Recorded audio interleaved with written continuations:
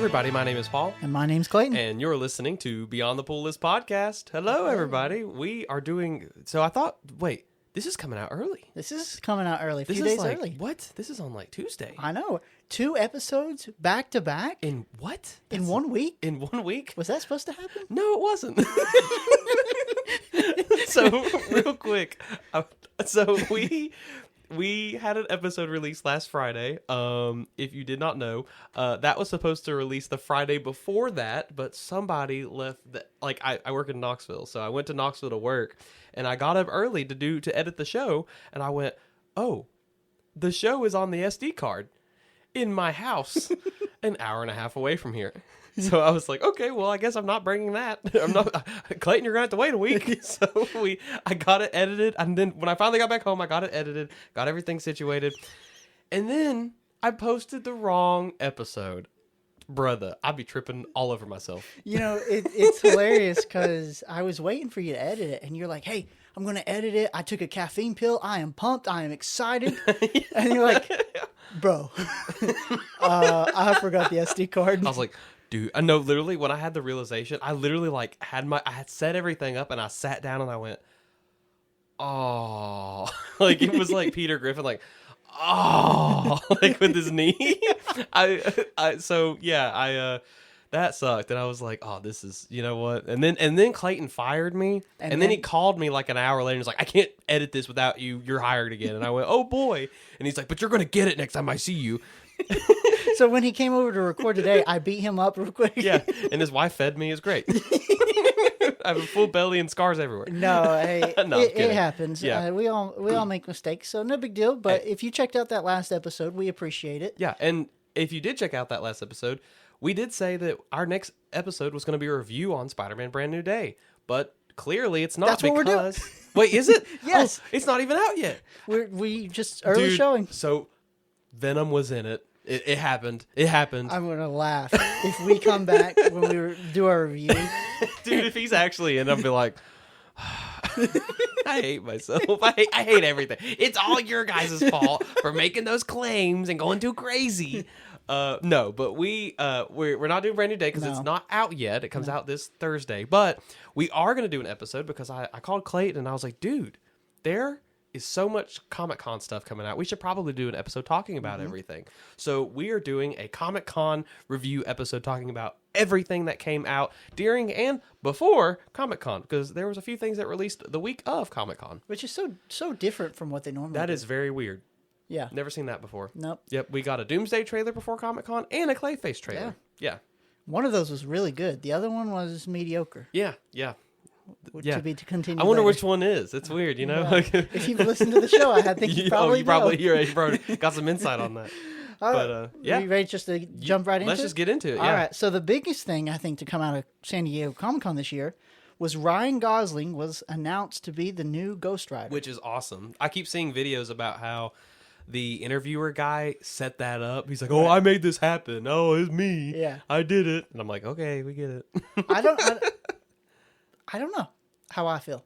You don't know how you feel about that? So I've not seen Project Hail Mary. Okay. I didn't see, what was that, Stuntman or whatever he did? I think he did Fall Guy? No. Fall Guy. Is it Fall Guy? I think it's Fall Guy. He's like a stunt driver. Yeah, I think it's right? Fall Guy, yeah. Because Free Guy is the one with Ryan Reynolds. Okay, then it is Fall Guy. So, have you seen Drive?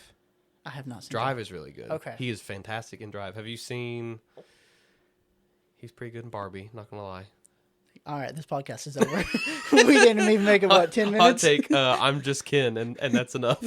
Paul breaks out in song right now. I'm just Ken. I could totally just bust it out. I need the sweatshirt. Give me your nerd card. Okay. Give it to me. Oh, I left it at home. But it's with the SD card. So the episode just cuts off. They have to come back for next week. But I don't know, because I know he's a great actor, and I know he's slated to come up in Star Wars Starfighter, I think is. I think so. Yeah. I know he's a great actor. However, the reason I feel iffy on it is just because I don't really care about Ghost Rider, and I never have, and that's probably because when the first Ghost Rider came out with Nicolas Cage, my dad took me, and that terrified me to the point I couldn't sleep that night. Wow. How old were you? I wasn't that old. Okay, I was young. I didn't watch that when I didn't watch that till I was like, I think the first time I watched it, I might have been 10 years old, maybe. I thought it was pretty sick. I was like, this is awesome. 2007, so I was 8 years old. Okay, well. And that terrified me. I think I watched, yeah, because I remember there's the shot with Blackheart where his mouth gets really long, and I was like, what in the, what, But there's also the scene where, like, Nicolas Cage is, like, transforming for the first time, and he's, like, freaking out. Yeah. I think that's a good movie.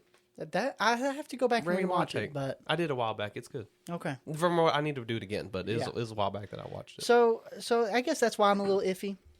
Okay. I think he could do a great job. I think where I'm just kind of in such a anti-Marvel mood, I guess. Like, I'm not happy with anything Marvel's doing. It was hard for me to get, like, super excited for this. And I know, like, apparently Ryan Gosling has read a lot of comics. He's the one who pitched this whole idea to Kevin Feige. So I'm glad to see the passion, because when they bring that passion, like, the project usually ends up being good. Right. Like, the guy who plays Shang-Chi, Simu Liu, I think is how you say his name. He was the one who was super excited and was passionate about the character. And I thought Shang-Chi was really good. Yeah. But when the actor has no interest in playing the character, like Brie Larson, then, like, it's just not as good. So I'm not against it by any means. Don't take it this way. Okay. But just not as excited as everybody else. I get that. I get it. I'm pretty excited, honestly, because I hadn't seen a lot of Ryan Gosling movies. I know he's in The Notebook, which I've never seen it. I have seen that. Wow. You've seen that, but you haven't seen Drive. Have you ever, speaking of that, have you ever seen the Jimmy Fallon skit from when they did, like, the Revenge of the Sith? And Jimmy Fallon, I think it's Jimmy Fallon, he's playing Anakin, and he's like, did Padme tell you that I like the Notebook? Because I don't. It's like, I'm really good at backflips, Obi-Wan. I have not seen that. Oh, it's hilarious. I don't like The Notebook. It's my stepmom's favorite movie, and actually for Mother's Day I got it. Like, I didn't have a good gift for her. Yeah. I found it on VHS, and I was in a big VHS kick at the moment, so I bought it for her for like $1. She didn't like it. She's like, why would I watch it on this stupid black cassette tape when I can just put the DVD in? Actually, I can just stream it. Who even needs DVDs? Oh, those are lame. Physical media? Bleh. Garbage. But no, he's in that. I haven't seen that. I haven't seen Project Hail Mary, but I need to really badly. Okay, I do too. I seen Barbie. That was kind of one of my first big exposures to Ryan Gosling.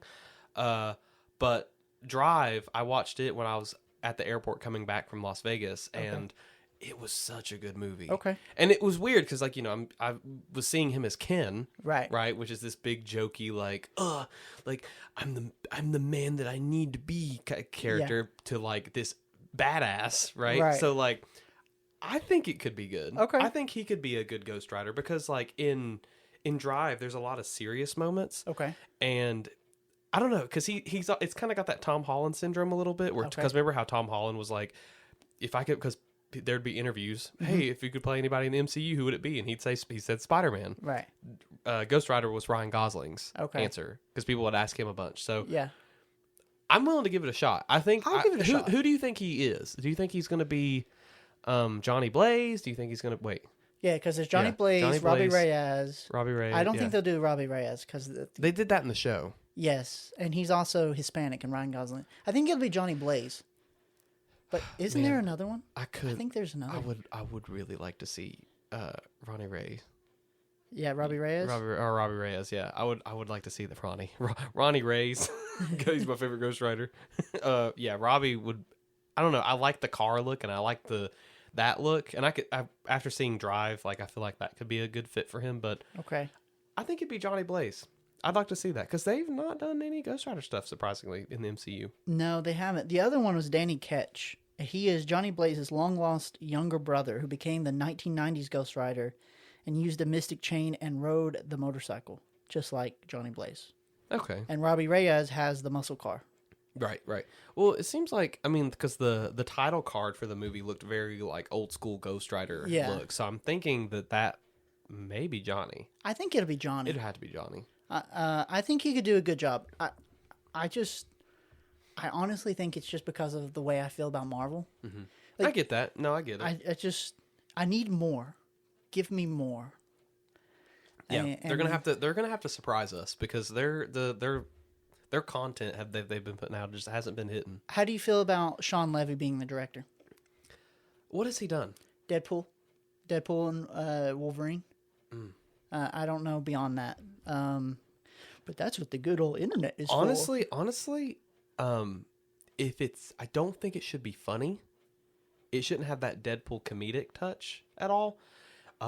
But the action scenes in those movies are very good. Especially the ones in like Deadpool and Wolverine. All of those action fight scenes are really, really well done. The music is chosen really well.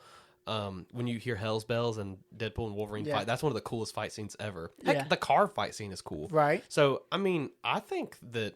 He's also doing Star Wars Starfighter, actually, ironically. Oh, really? And that's what Ryan Gosling's in, isn't it? Okay, well, then that I guess there's a connection that works good. I think it'd be good. He did Real Steel. All right, he's Whoa! won me over. Okay, yep, you got me. You sold me. That's it. Yep, Real Steel, peak. Real Steel is the greatest movie to have ever been made. It's good. It's good. I watched Over the Top for my other podcast, and the whole time all I kept thinking of was Real Steel because it's like about it's like the father and the son, they kind of hate each other, and then like the father starts to kind of like the kid, and then the kid's cool, and then they get along, and then they're friends by the end of the movie. Right. They're actually related by the end. Their ties have been bonded. I don't know. I'm excited. Yeah. Okay. So the next big news was Black Panther 3. This one shocked me a little bit. Well, rumors had been circulating online for a while that this is the direction they were going to go. Do you remember? I think it was last year. There was a time where some concept art supposedly leaked for Doomsday and Secret Wars. And a lot of people said it's not real. Some people said it was real. Mm-hmm. And one of those concept art was a new Black Panther. Mm-hmm. And obviously the actor hadn't been decided, so he had a mask. But the suit was totally different from T'Challa and Shuri. Mm-hmm. So I think now that this has been announced with this new actor, I think his name's David Johnson? I think so. He's going to be T'Challa's son, and all grown up. Mm-hmm. Why did this one shock you? I have a little bit of a hot take with Black Panther. Okay, it's a hot take, but I don't mean any disrespect by it.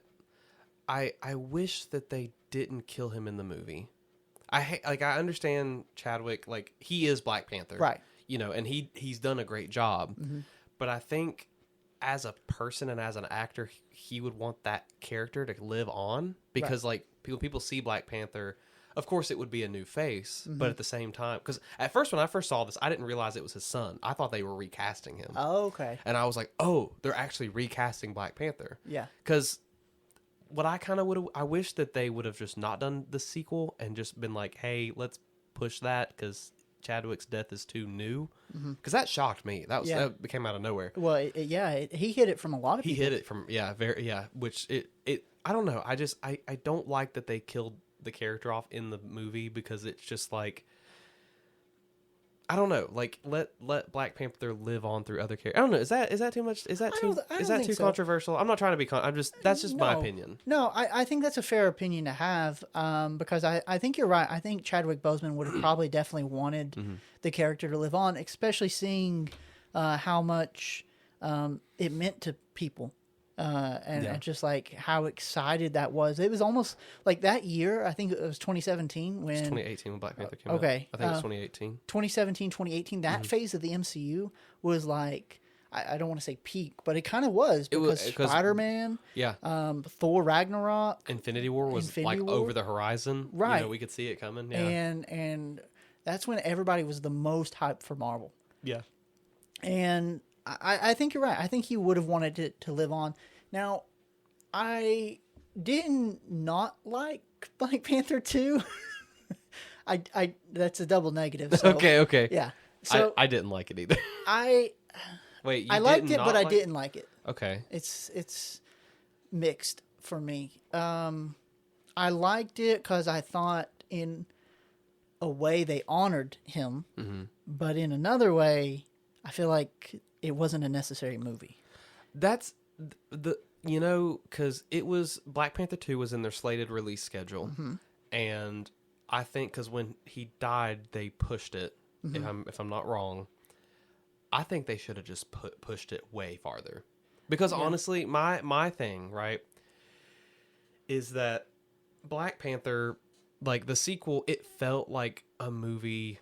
First of all, it kind of sucked that first scene when he's like he's dying because he got an illness or something, right? In real life? In the movie. Oh, well, How in the did movie, he I die thought, in the wasn't movie? it the heart-shaped herb that they eat? Wasn't he, since they explained that since Killmonger had burned down all the heart-shaped herbs, the Black Panther needs to constantly consume that. And since he wasn't able to... I thought he had a disease or something. I thought it was because of the heart, the herb. He wasn't able to keep consuming the herb. Maybe. I don't know. My thing was, though, is that the whole movie felt like that scene was kind of just like hard to watch because it's like I feel like I'm watching Chadwick die. Like I feel like I'm actually watching the actor die. Yeah. And on top of that, it's like the whole movie, if you're looking at it from a comic book perspective and a nerd perspective, the whole movie felt rewritten because of his death. Like it feels like they had a story that was really like investing and they had to change everything for the sake of his death. Right. You know, and it's like at that point just push it. Yeah. Don't even try it. Don't even try to work around it. Just let him rest. Right.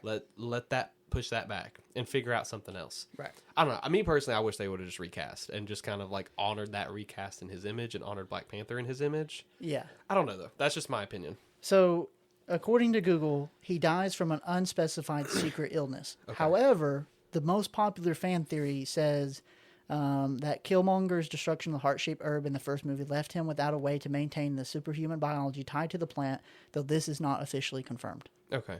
So, neither one of us are really wrong.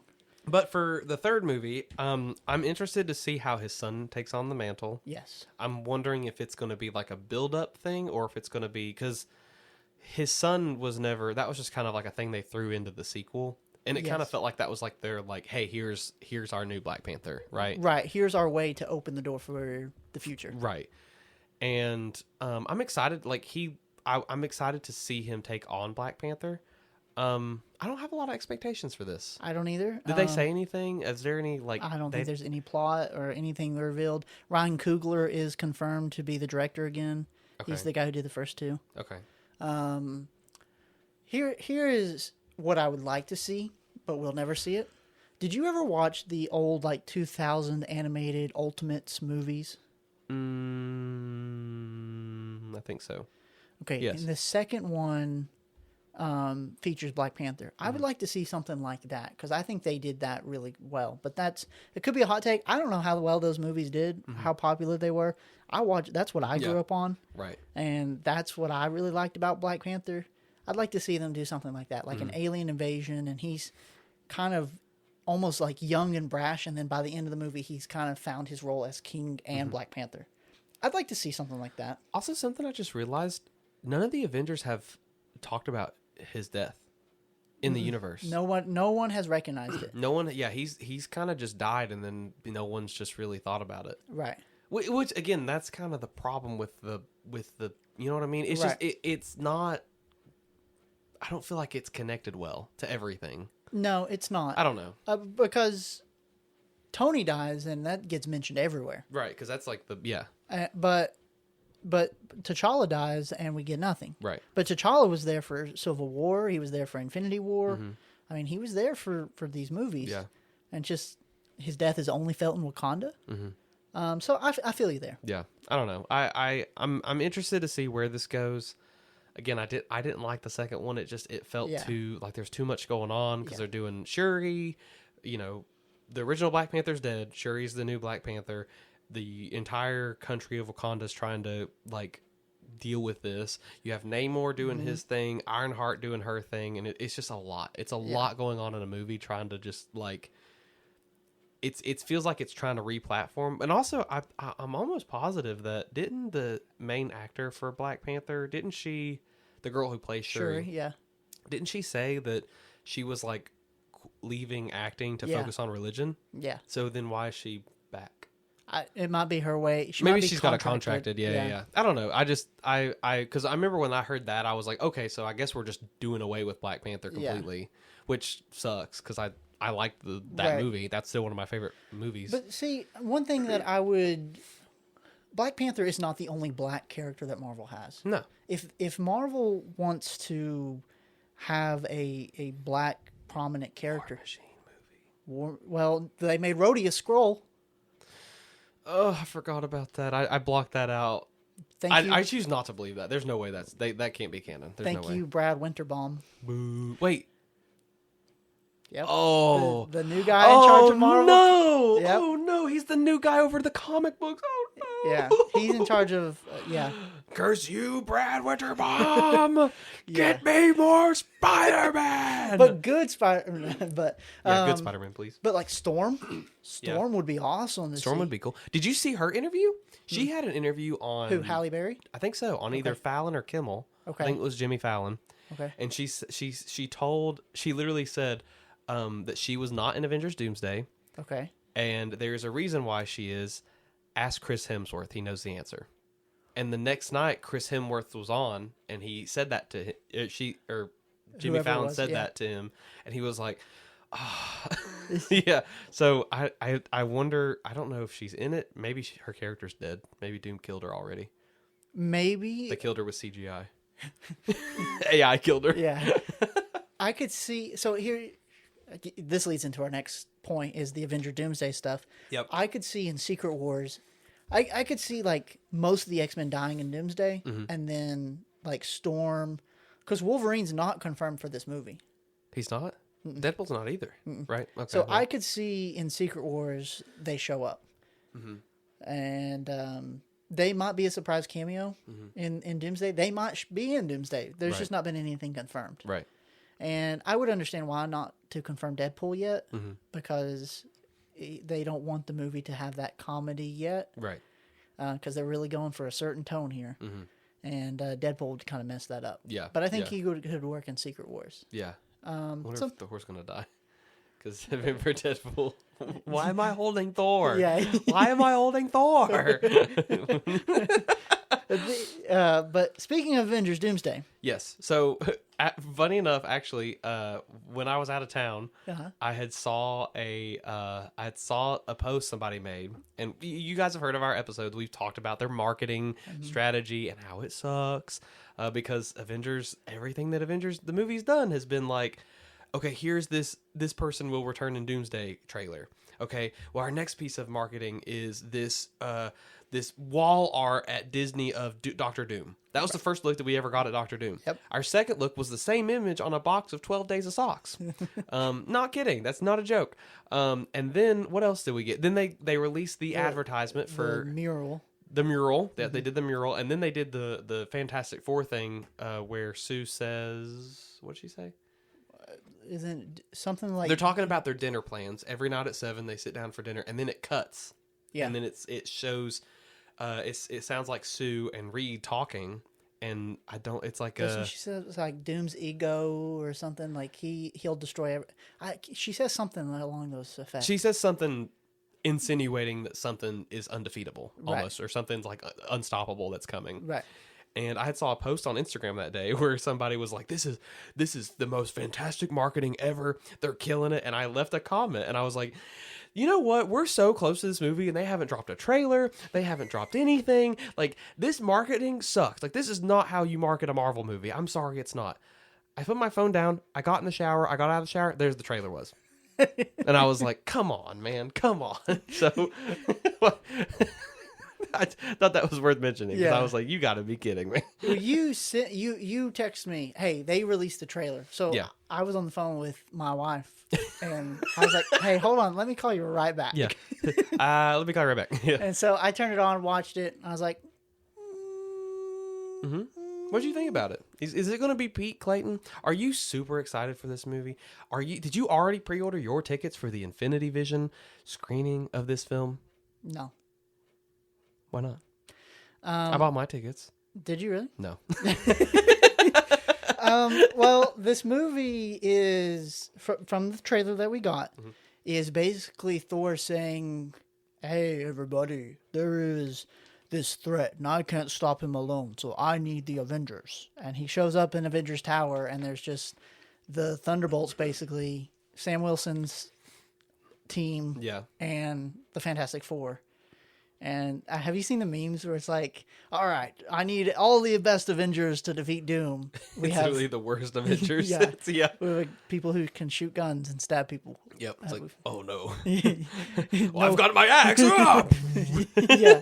And then, like, there's nothing in this trailer to really hype us. It's mostly just it's basically things that we've already seen before. Yeah. It's also cameo galore. Mm-hmm. Oh, the X-Men are here. Yep. The Fantastic Four are here. Yep. Sam Wilson's Avengers are here. Yep. The Thunderbolts are here. Yep. And woo, aren't you excited? That's it. Shang-Chi fights Gambit. That was cool. That was probably the coolest part of the trailer. It's also cool. Doom is kind of cool. He seems like he's not like you hear him talk in the trailer. Right. It is Robert Downey Jr., but it definitely sounds like it doesn't sound like Iron Man or nothing like that.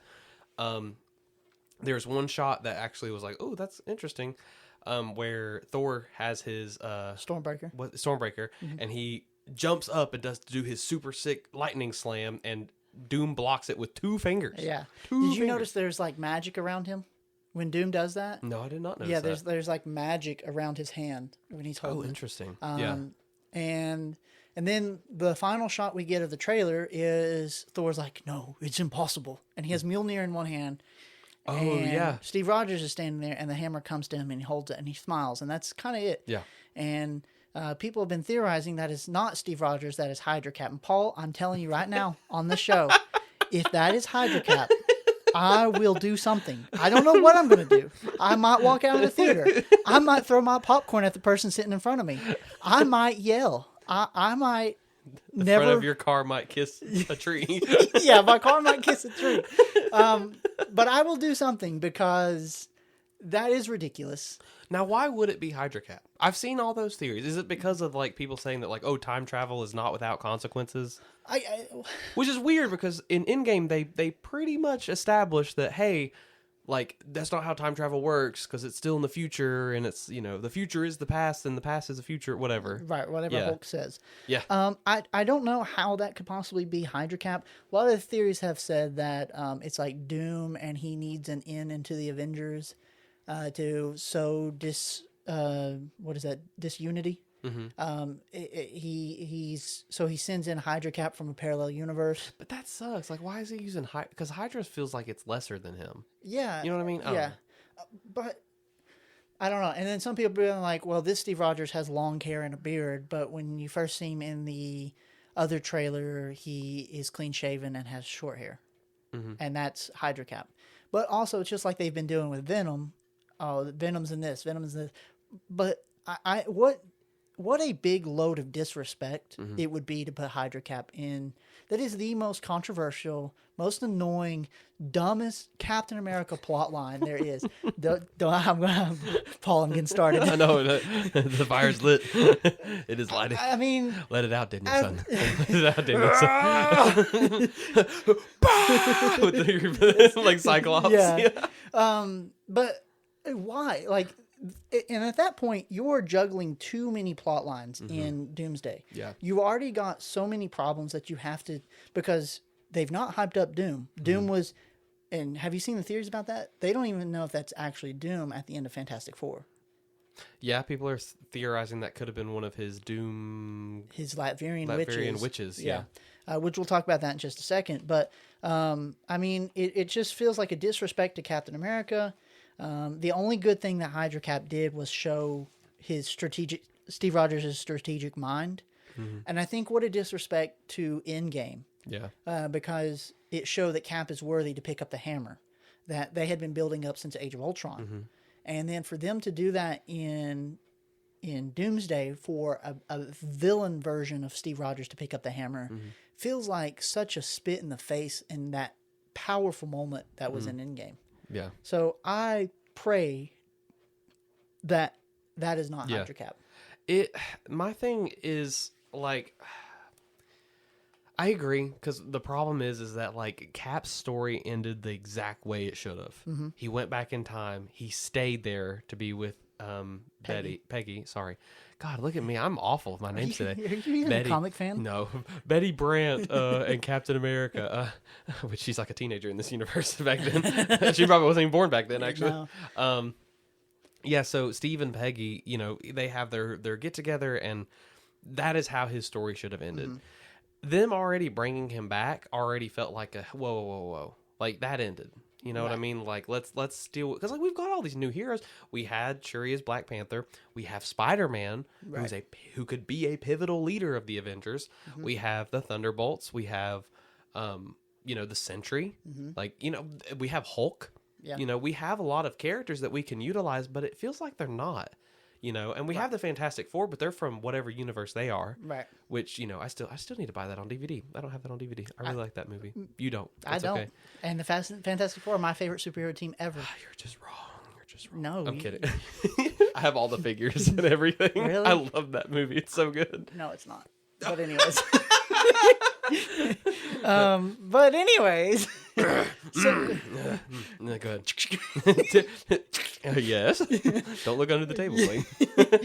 But anyways, so we also got a second trailer, though not officially. Mm-hmm. It got leaked from Hall H at San Diego Comic Con. Yes. And that one is the one that we should have got.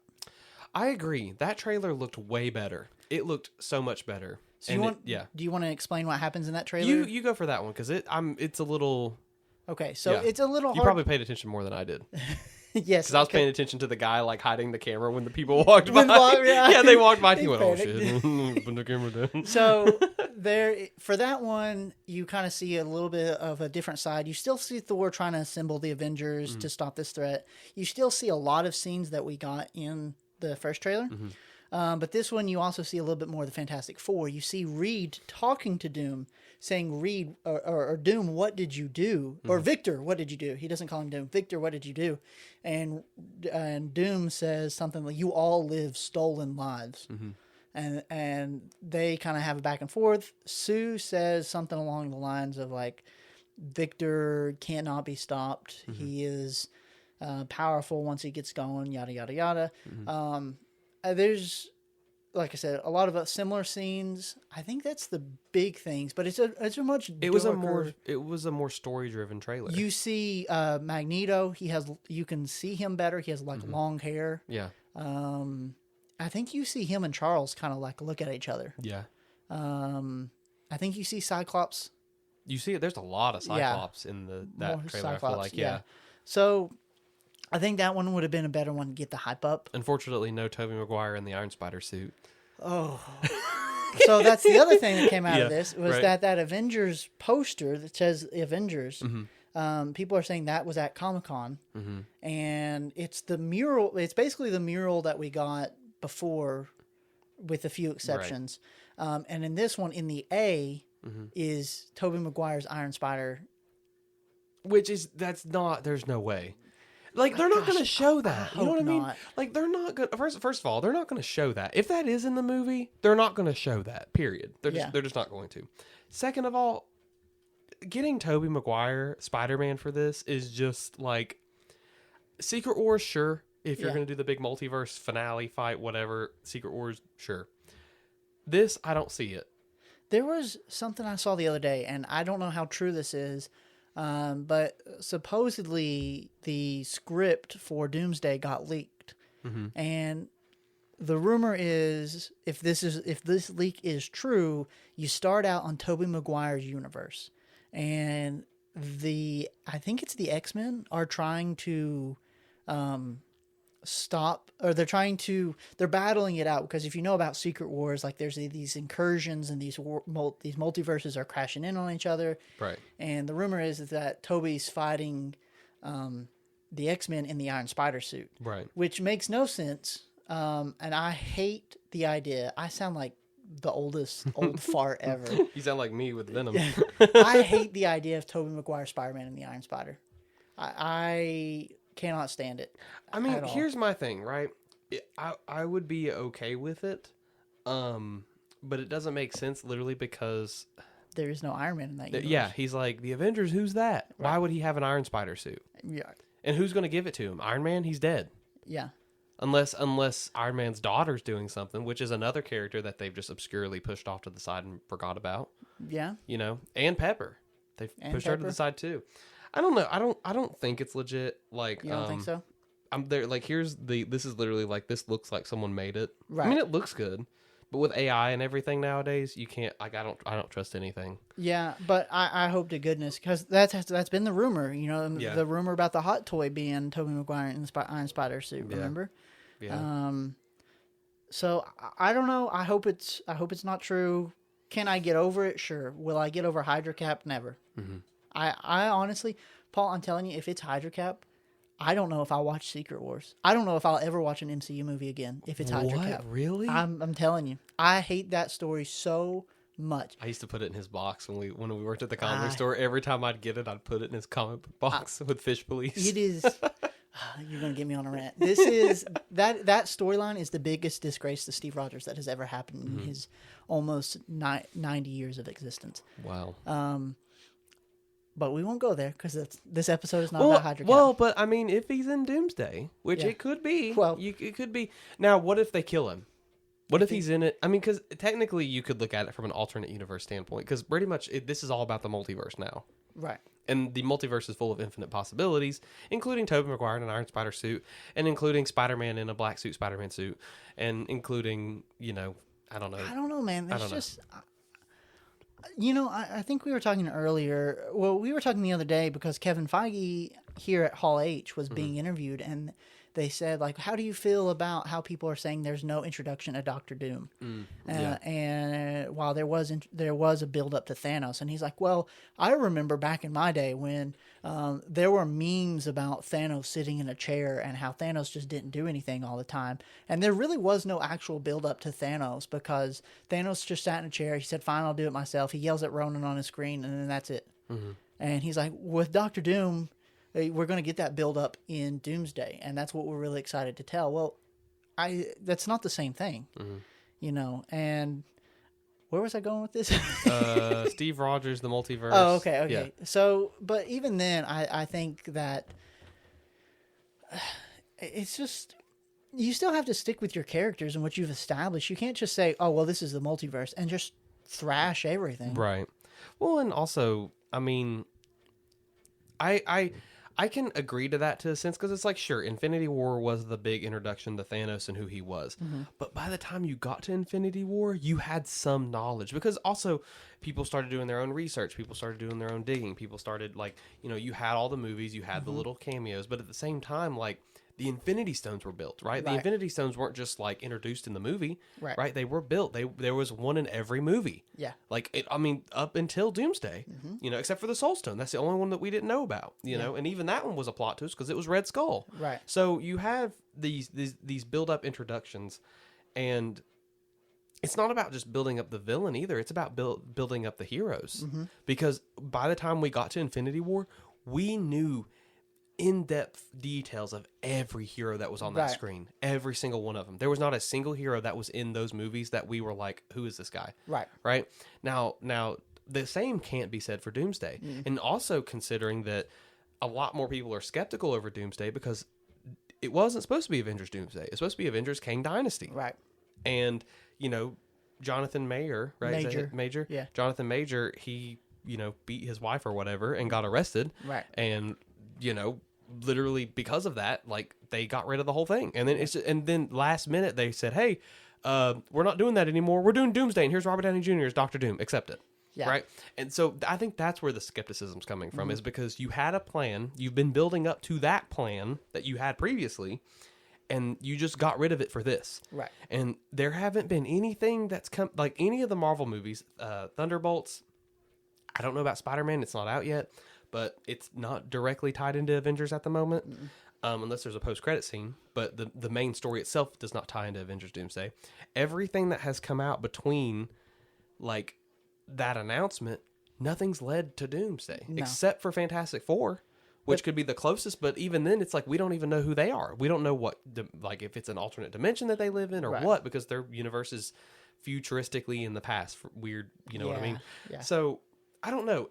That's my big thing is that sure, you don't have to build up your character. You need to build up your heroes at least. Yeah. Those aren't built up. Doom is not built up at all. And then on top of it, your plan changed. So all of us Marvel fans are sitting here going, well, what's the plan now? Because your old plan isn't the same plan it was. Well, it's a bad look, too, when you have to re-release your last Avengers movie with alternate scenes just to tie into your future movie because your plans changed. Yep. And that's exactly what they're doing is Avengers Endgame Encore. Yep. Which is going to be released with bonus scenes. What, like 15 minutes of new bonus scenes? I think so. Yeah, it's going to have a longer intro. Yeah. And then a longer... I'm sure it'll have a post-credit scene or two. But apparently these extra scenes tie directly into Doomsday. Are you going to go watch it? Honestly, I didn't plan on it. I mean, it would be fun to see Endgame again. But also, I'll never be able to watch Endgame again with the same hype that I had going into it the first time. Yeah. No, that hype for the first time was just immeasurable. Yeah. Now, if I had done a complete MCU rewatch and they had announced that, sure. Yeah. Like, I'll go see it. You know, but why at this not? point, the MCU is so big, you basically have to start now to get caught up in to do an entire MCU rewatch. What are we, 37 films in at this point? So, yeah. It's a lot. And then you got all the series. Yeah, all the TV shows and the because series. Because Haley Atwell's coming back as Captain Carter. I thought she died. She died in... Well, I guess there's another universe where she's alive. Another universe where she's alive. That's the great thing about the multiverse, guys, is it's infinite. You can pull whatever you need from wherever you need it. Yeah, so we'll see about that. Forgot about that in this movie. We'll just pull it out of this other universe. They got it. Tobey Maguire in an Iron Spider suit. There's a different universe that has him in it. Yeah. I don't know. I'm still leery. I mean, I'm going to go see Doomsday. I'll watch Doomsday. I'm going to go see it. I don't know if I'll go opening day like I did with Endgame and Infinity War. Right. What do you think about the Infinity Vision, and what do you think about the fact that they're selling tickets right now? They're already selling tickets 5 months in advance. Well, Infinity Vision is just money. We need money, please. Yeah. Go see, well, you know why they're doing that, right? It's IMAX, right? Or no, it's not IMAX. So this is a pretty dumb release strategy. Avengers Doomsday and Dune Part 3 are releasing on the same day. Yeah. And because of that, Dune has booked the rights to IMAX theaters. So Infinity War or Doomsday needs their thing. Right. So they're like, oh, we'll go see it in Infinity Vision, which is just a normal screen. It's really just a normal screen. Really, it's there's not. Nothing special There's about nothing special about it. It is a marketing label that they put on it for the sake of getting people to be like, oh, like the screen is a little bit bigger. But it is, it's not IMAX. First of all, IMAX is its own. IMAX is. Have you ever been in IMAX before? I've been to an IMAX before. What did you see in IMAX? I think I watched X-Men Days of Future Past. I think when it was still IMAX was still pretty new. Mm-hmm. Back when that came out, but I think that's what I watched in IMAX. Okay. I watched something because for the longest time where we lived, the only IMAX theater was like Knoxville and Nashville. Mm-hmm. I'm pretty sure I went in Nashville to go watch it with my dad. Yeah, when it came out. But now we have one here. Yeah. Ooh, very nice. I know. I'm regretting. So we've already got our tickets for Brand New Day, and I'm regretting not getting tickets to the IMAX one. Is there IMAX? Is there seats in IMAX? I mean, it's not filmed on a IMAX. No, but I still think it'd be cool to see. It'd still be nice to see in the IMAX theater. Yeah, I don't know. My thing is that, like, first of all, the Infinity Vision, people pointed that out very quickly that was just a fraud thing. Right. Like, oh, you guys are just making crap up to make people come see it. Right. Like, but also that's your bad. You shouldn't have released this the same time as Dune. Yeah. Like, y'all should have reached out and been like, hey, let's do something different because our films are gonna, we're gonna fight each other, and I don't want to do that. Right. You know what I mean? It's just, it's courtesy. Yeah. Which honestly, hot take about Dune, I don't like any of the movies. All of them have disappointed me really bad. I've not seen any of them, so at least really wanted to watch them, and we sat and watched them, and I was like, these are kind of not good. And I was like, they're good. It's just they're long and they just drag. And she's like, yeah, I agree. And then the final climactic piece doesn't really fit that drag that's been built. Okay. You know what I mean? Yeah. You have high expectations, and then you're not really met with those. They released a video game that looks pretty fun, though. The video game looks cool. The big open world game, yeah. that looks sick. I'd play that. I would play that too. So one last note on Avengers Doomsday, and then we'll get into some comic news. Kevin Feige said that they are all about honoring the comics, and they want to honor the comics. How do you feel about Paul? Is the MCU honoring comics? You know, unfortunately, I think the MCU, well, to a degree, the MCU movies have honored the comics. And I think that it is okay for a movie to have its own interpretation and changes to a comic, because you don't want to read, you like the comic, but you also want to get a little something different out of the movie, right? Even though, like me, when I was talking about Absolute Batman show, like, oh, this should be beat for beat. Like, every fan wants that, but then when you get new stuff, you're excited about that too. But I think are we talking about the shout out to what's his name? CB Cebulski. CB Cebulski, who is bye bye, he's getting out of here. Bye, CB Cebulski, go to Japan or wherever you go. So he's going to Japan. Stephen Wacker is taking over editor in comics, and Stephen Wacker will report directly to Brad Winterbaum as Marvel Comics moves from New York City for the first time in 90 years to Burbank, California, which is where the MCU studio is. The very same lot. Yep, the same place. So they're all just going to do so when you read your comics, it's going to be the movie exactly. So you're going to get to watch the movie and read it. Congratulations. You get to do something twice. We did a post on Marvel moving, because they announced that last week or two. I think so. Yeah. And some of the comments have been like, "Yay, I can't wait for my comics to be a marketing ad for the movies." Glad to see Marvel's new marketing department's doing well. Well, they're already doing that. I mean, they put Kang and everything whenever that was about to happen, and now they're putting Doom and everything, and next thing you know, they're going to put Venom and everything. Yeah. I wish. We'll get to that. We'll get to that. I'm very excited. Yeah, I don't know. I definitely think that the MCU has done some honoring to the comics, but I think the MCU and the comics have now become like one and the same. The one and the same, yeah. And I think like them. Sorry, I interrupted you, but I think fine. Them shouting out CB Cebulski, because they shouted him out on the Comic-Con panel, and I get it. He has been an editor. He has been the editor for a lot of good books, but here recently, it's not adding up, because it's like, dude, this new stuff that you're letting go with Spider-Man, with Venom, with all those comics that are out right now, like, what are you doing? Like, why are you know what I mean? Like, right. I don't know. No, absolutely. And I don't know. There's a lot of questions there. Doomsday is a questionable hype. I think a lot of people have best described it, the state of Marvel Comics and the MCU, as cautiously optimistic. That's a good way to describe it. And that's kind of how I feel. Yeah. You could be good, but we might. I don't know. Who knows? And I'm excited for Spider-Man. The closer we get, the clips we're getting for it look really good. Oh, yeah. They look good. The web swinging looks really good. The costume looks amazing. Again, I don't think Venom's going to be in it. I could be wrong. I'm never. I'm at the point I'm now. Never wrong. I'm never wrong. I never freeze. But I honestly, like, I'm at the point with Marvel Comics that I don't believe anything that I see anymore. Like, whenever they announced Toby and Andrew, like, when that was rumored, I didn't believe anything I saw. I thought it was all fake.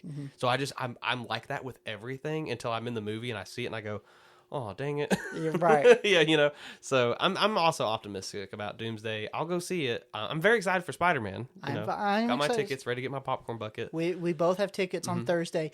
Ironically, so this is funny because we scheduled our tickets separately, because you were going down to Knoxville. Yeah. I'm staying an hour and a half away. And and we texted each other and said, "Hey, I'm gonna go watch Spider-Man on Thursday the 30th." And and I was like, "Hey, me too." Yeah. and then we didn't talk about like what time or anything until today. Yeah. And I said, "Hey, by the way, what time are you going to go watch Spider-Man?" You said 12. I'm going at 12. And I said, "That's so crazy because I'm going at 12:30." I'm gonna get to see it when you start watching your previews. I'm gonna start watching the movie. But I am excited. The only thing that I have seen about Brand New Day that gives me any pause is the director, Daniel Desson Craig, I think is his name. I think so, yeah. They were interviewing him and said, "What Spider-Man comics have meant the most in your life?" And he's like, "Oh, the classics."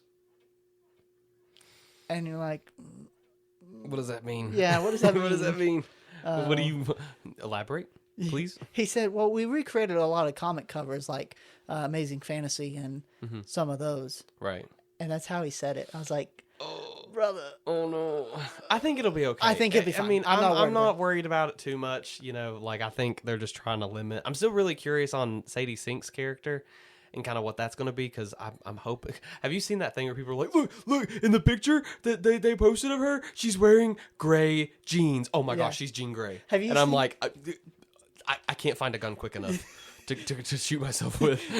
Did you see the ad that they released like a week ago with Sadie Sink? And she's like, I'm Sadie Sink, and I am so glad to confirm that I am playing a character. Well, did you see the one that she posted like a day? It might have been today or tomorrow. She posted one where Today she really drops the phone. Wait, today or yesterday? My bad. My bad.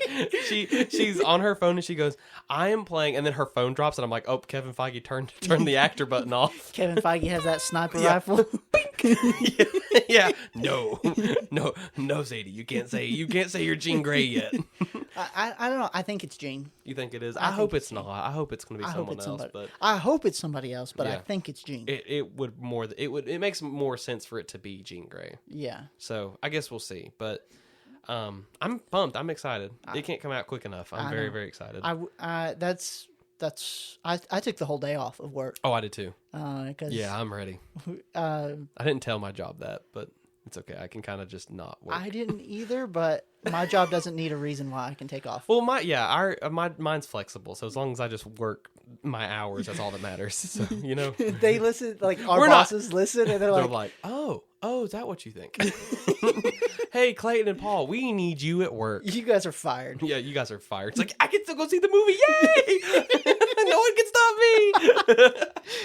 me. But now we've got some comic news, and this far more excited me than any of the movie stuff. I feel like our review so far has been just like, Marvel movies are coming out, and I'm very excited about Doomsday. Actually, that's what I feel like we've been. Now that we're like, yay, comic book stuff, even though that's also been kind of iffy. Yeah, some of it. It has been iffy.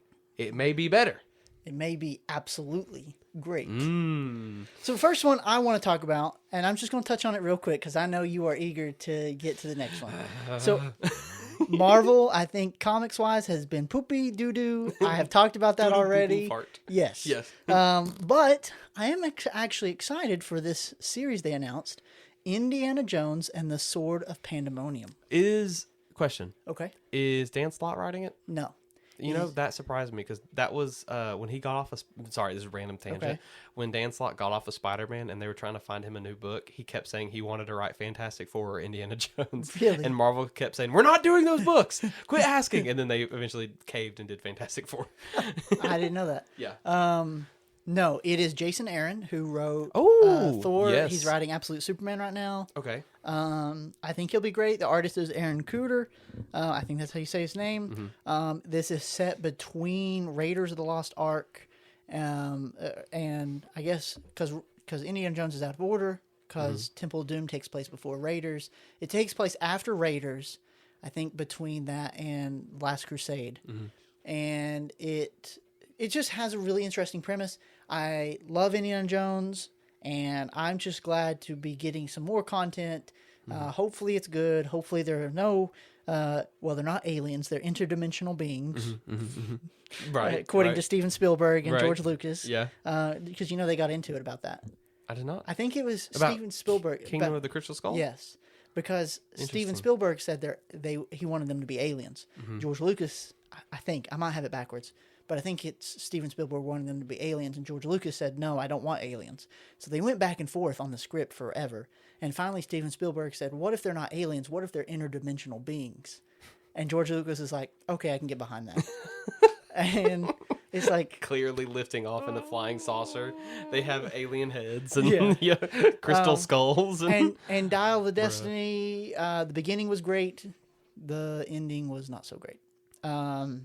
So I'm eager for good Indiana Jones content. Because I loved Indiana Jones growing up. Yeah. So I'm excited. I'm definitely picking this one up when it comes out. I think it comes out in November, December. Okay, that's not too far away. No. Yeah. So I'll pick that up. I don't know. That makes sense because considering Steven Spielberg just did an Alien film, And second of all, George Lucas just openly spoke that he supports AI. Did you hear about that? I did. That sucks. He said that sucks bad. He said rejecting AI is like rejecting the car over the horse, or something like that. It's again, as we've said, AI can be helpful. It's a good organizational tool. You know, like it's been great sometimes. Like when I've been editing stuff for like movies, it'll actually go through and balance all the audio and stuff. Right. But we still use people. It doesn't replace anybody. That's the job of AI. Whenever I do research on Google and it's like, hey, here's all the information. That's great. Yeah. But again, let's not get it. You know what I mean? You know, we got something else to talk about. No, we don't. The next thing on our notes is Absolute Black. Okay, right, yeah. That's a great book. Let's talk about that. So, okay, we are saddened to share today. The clouds have parted. The thunder has rolled away. The light has shined into the world, and Al Ewing is leaving Venom. Everything that I bear, praise the Lord. Worship Christ with. Oh my gosh, he's gone. I'm so glad. So Marvel announced. So first of all, real quick, last time we recorded, I'm so excited to finally have good Venom news. I'm so glad. For those of you who've been listening for a long time, I have hated this run. I have, with every fiber of my being, have hated all new Venom. I did not like his previous run. I liked like the first bit of it, but then when Dark Web happened, it just took this really crazy left turn that just did not work. And on top of it, it just like the book has not been good. Like, he has ruined my character, and, you know, if you listen to this show, every time we talk about all new Venom, you just hear me hate it and rant on it. And I've finally gotten to the point where I'm just like, I don't care anymore. But on our last episode, I mentioned, you know, I said, Comic-Con is coming up this week, and I made a deal with everybody. I said, you know, if Al Ewing is still writing Venom after Queen in Black, I'm going to give it till Queen in Black. And when Queen in Black is over, and all of that's came out, if he's still writing the book, I'm done. I'm hopping off. I'm finally taking it off the pole and being done with it. And that was my promise that I made. You did? And you even went as far as to say, God strike me down. God strike me down. But also last time we recorded, I had said, you know, Comic-Con's coming up. Mm-hmm. I'm sure they're going to announce what's next for Venom because they have a Spider-Man panel. So, and Venom's now on the Spider-Man team.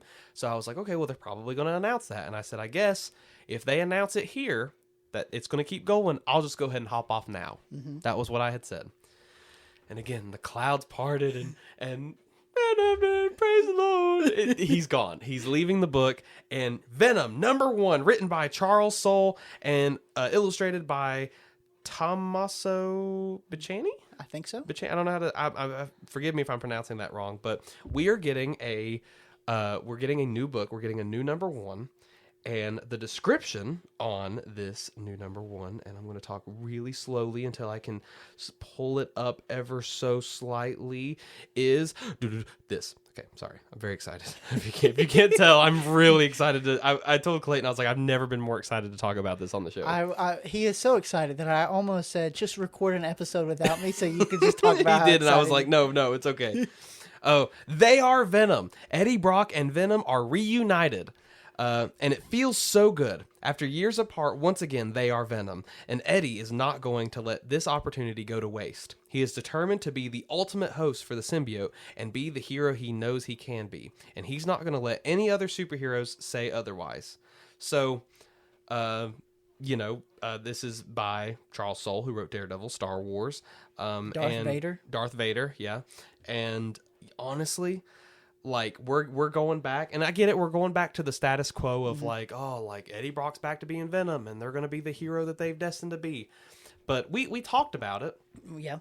And honestly, I don't know how they could do this otherwise. Mm-hmm. I don't see any other way that they can go back to Eddie Brock Venom without just going back to ground zero, because Al really drug this into the earth. I mean, he literally, Mary Jane is Venom and changing her design, and Hela as Queen in Black, and Null as the God of Light. Like, literally everything has been flipped backwards. When this got announced, you used the analogy of Al Ewing took a sledgehammer and destroyed the house. Yes. And now the only way to rebuild the house is you have to start from the foundation up. That's literally what you said. He took a nuke and he put it inside the oven. And he carefully and slowly walked out of the house, got in a cab, and drove off. And the house went boom and blew up the entire block. And the only way to fix it is by putting dirt back in the hole and starting over. So, again, I guess this kind of spoils the end of Queen in Black. So I guess MJ and Venom are going to be split. Which, again, there's some other stuff on that, which we'll cover here in just a minute. So MJ and Venom are going to be split, and the symbiote is going to go back to Eddie Brock, who it rightfully belongs to.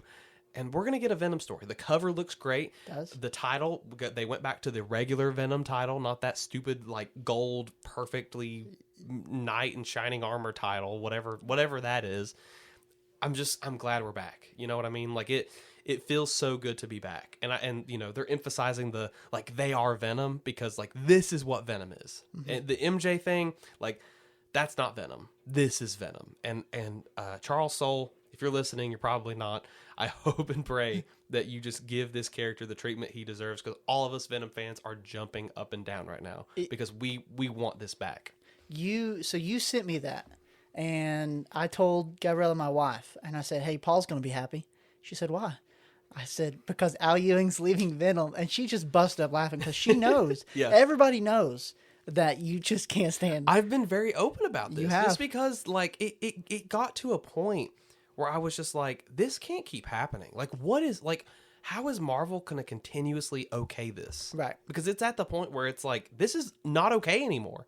Like, Hydra Cap. Like, you hate Hydra Cap. This is my Hydra Cap, you know? Because it's a defilement of the character. Yeah. Oh, for sure. It takes everything that the characters has ever stood for, who they represent, everything. And it's just like, what if we just destroy all that? Yeah. And just spit on it. And also, like, I have nothing against MJ, right? Like, I think that there is a good story to tell with her being the host of the symbiote. Right. But Al missed the mark. He missed it big time. And again, I don't know if that's him. I don't know if it's editorial. I'm blaming both. I'm blaming him because if it was him, he could hop off of this at any time. Yeah. Like, I don't think any of these guys are contracted for how many books they have to write. I don't think so. You know, because if the book doesn't do good, they cut it off. Yeah. So, I mean, with this being an ongoing title forever now, because we're almost at issue 250 something. I don't know where we're at now. 262 is 262 is the last issue. Okay. So there are going to be. It came out actually. It wasn't. Al hasn't said anything. Al has been completely silent. Hasn't said a word about any of this. They asked, like, there was a person on Instagram who said, "Hey, like, is this going to be the end of your run? Is Queen in Black going to be the end?" To the artist. To the art. And, well, the artist replied, and he said, is Carlos Gomez? Yeah. He replied saying, 262 is our last dated issue. So Venom 262 will be the last of Al Ewing's run, and I'm glad we're at the end of the tunnel. I can see the light. It's beautiful. I can feel the vitamin D soaking in my skin, and we're back. The artist, Tommaso Bonci, has said kind of teased that he was working on Venom. Yeah. Back in May. Yeah. I sent you that post. He shared that on May 27th. So there was teases that they were working on this back in May. Yeah. The whole time you're complaining. Yeah. But you're not the only one who has had complaints about this run. And when this got announced, I checked League of Comic Geeks, where we check our there's a community there, but there's also where you log your comics. Right. And everybody was celebrating. I think there was like 500 celebrations, and then there's that one guy who's like, "But I kind of liked Al Ewing." Yeah, there's always, because, like, I'm in a Venom Discord server. Yeah. We are Venomaniacs. Woohoo! In that server, there's one guy who's like super like, "Oh, this book is great. Like, this is so good. Well, if you don't like it, you haven't read it." Type beat. And I'm just like, everybody's like celebrating and posting emojis and like, LFG, let's effing go. Yeah. You know, we're all like super happy that it's over, because I mean, this has been 4 years. Yeah. 2022 is when he started writing his run. And again, at first it wasn't bad, but it kept getting off beat, and it slowly got off track, and now it's just it's a train track driving in the dirt. Right. You know, it's completely off the rails. Now the train's in the ocean, where it belongs. It's sunken, forgotten, and left to be.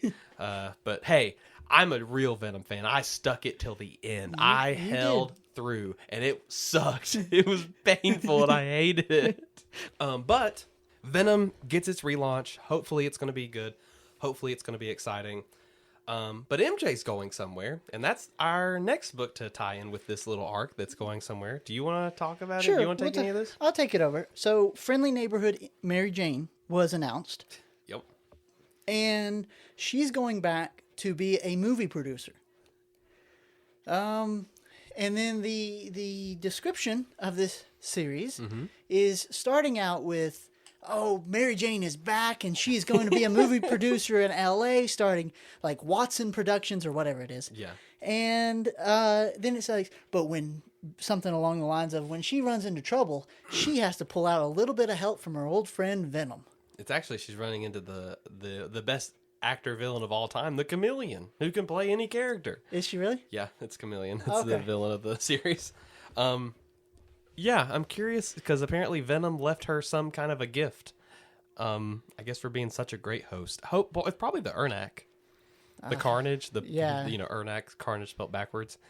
I could see that. I don't know, because in that cover, she's got the little heart hands, and there's symbiote like coming off of it. Okay. Yeah, so I don't know. Honestly, like Marvel's doing whatever they can to keep MJ going. They're trying really hard, keeping her separated from Spider-Man. Keeping her separated, keeping her on her own. But nobody wants this. No, and I like Russell Dodderman's art. But did you see the cover, the variant cover for this book? Where it's Mary Jane, she's laying on her stomach, and she's playing with the Spider-Man action figure. And for whatever really weird reason, her feet are like extremely exaggerated in that cover. And I'm like, this is an official comic book cover. It's by Russell Dodderman. I'm looking it up right now. It is kind of, it's weird. Her feet are like up behind her head. Whoa! Yeah. I see. Oh, yeah, those are some feetsies. She looks good though. I mean, like that. Like looks, the face and like everything, and her hair and then looks her good. feet are just like there. The feet's a little much. I get it though. She's just being a little girly. She's posing her action figure though. That's a Marvel Legends figure. So I'm like, some guys are looking at this going, "Oh, look at them! Oh man, look at those nice tootsies in the background. Man, they look so soft." And then I'm like, "That's totally a Marvel Legends figure. Definitely, I know that articulation." I don't know. Like, so Spotify automatically generates episode chapters, and so this chapter is going to be called Mary Jane's Feet. Mary Jane's Feet. Oh no. Oh, hey guys, welcome back to Foot Talk, and today we're talking about Mary Jane's Feet on the variant cover. I'm sorry. The main cover. I'm sorry. I'm so sorry. The main cover is J. Scott Campbell, and a lot of people have complained about the faces. Yeah, Peter Peter's- looks weird. Yeah, very two-dimensional. J. Scott Campbell, I actually don't mind his art. He follows us, and I hope he listens. And if you do, J. Scott Campbell, we love your work. Yeah. So this is no disrespect at all, but the Peter face does look a little odd. The Peter face looks a little off. I'm curious to see what Tony's engagement, if they're going to try to do that again, because try to do because I know, she worked for Stark Industries, Right. so I'm wondering how that's going to go. But also, like, why is, I guess, honestly, theory. Okay. I wonder if this little piece of the symbiote that's left with her is there to keep her alive. I could see And that. Venom's like, well, I'm dipping, and I'm going to leave this little bit with you. The little bit left of Al Ewing's run, you can have that booger, and that will keep you alive.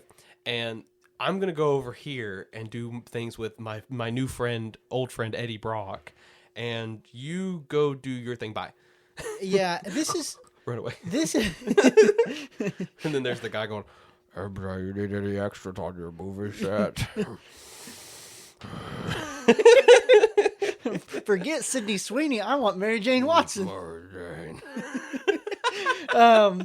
Yeah, I could see that because you've told me that the symbiote is what keeps her alive now. It's been retconned to where the host and the symbiote have to be together, otherwise they die. Well, but this one is because of her her jackpot powers. Right. They failed and it started to kill her, and the symbiote was already dying because it didn't have a host, because that's what the movies do. And yeah. So really dumb. But this is also supposed to be the 60-year anniversary of MJ. And so it's supposed to be a celebration of her. So what better way to celebrate her than to, for the 500th time, send her to be a movie actress. Enough, I made a comment. Someone made a post about it, and I was like, "Oh, cool! An MJ series that'll probably be canceled by issue 10." And they went, and someone else replied back, and said it's only a 5-part miniseries. And I was like, "Oh, so they pre-canceled it? How cool!"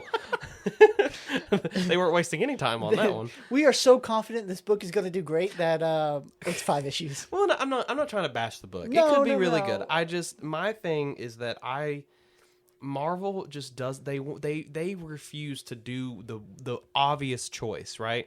Like the most obvious, like the biggest, fattest, chunkiest elephant in the room. If only there was a sign, the big there's glowing sign behind them. Yeah, MJ, Peter, Hart, like that. Like they're just like, I wonder I what can turn this light off. It's so bright, you know.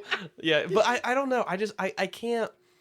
It's so baffling that they keep ignoring it, and it's like they will give us anything and everything. Like we got MJ being Venom before we got them being married again. Yeah.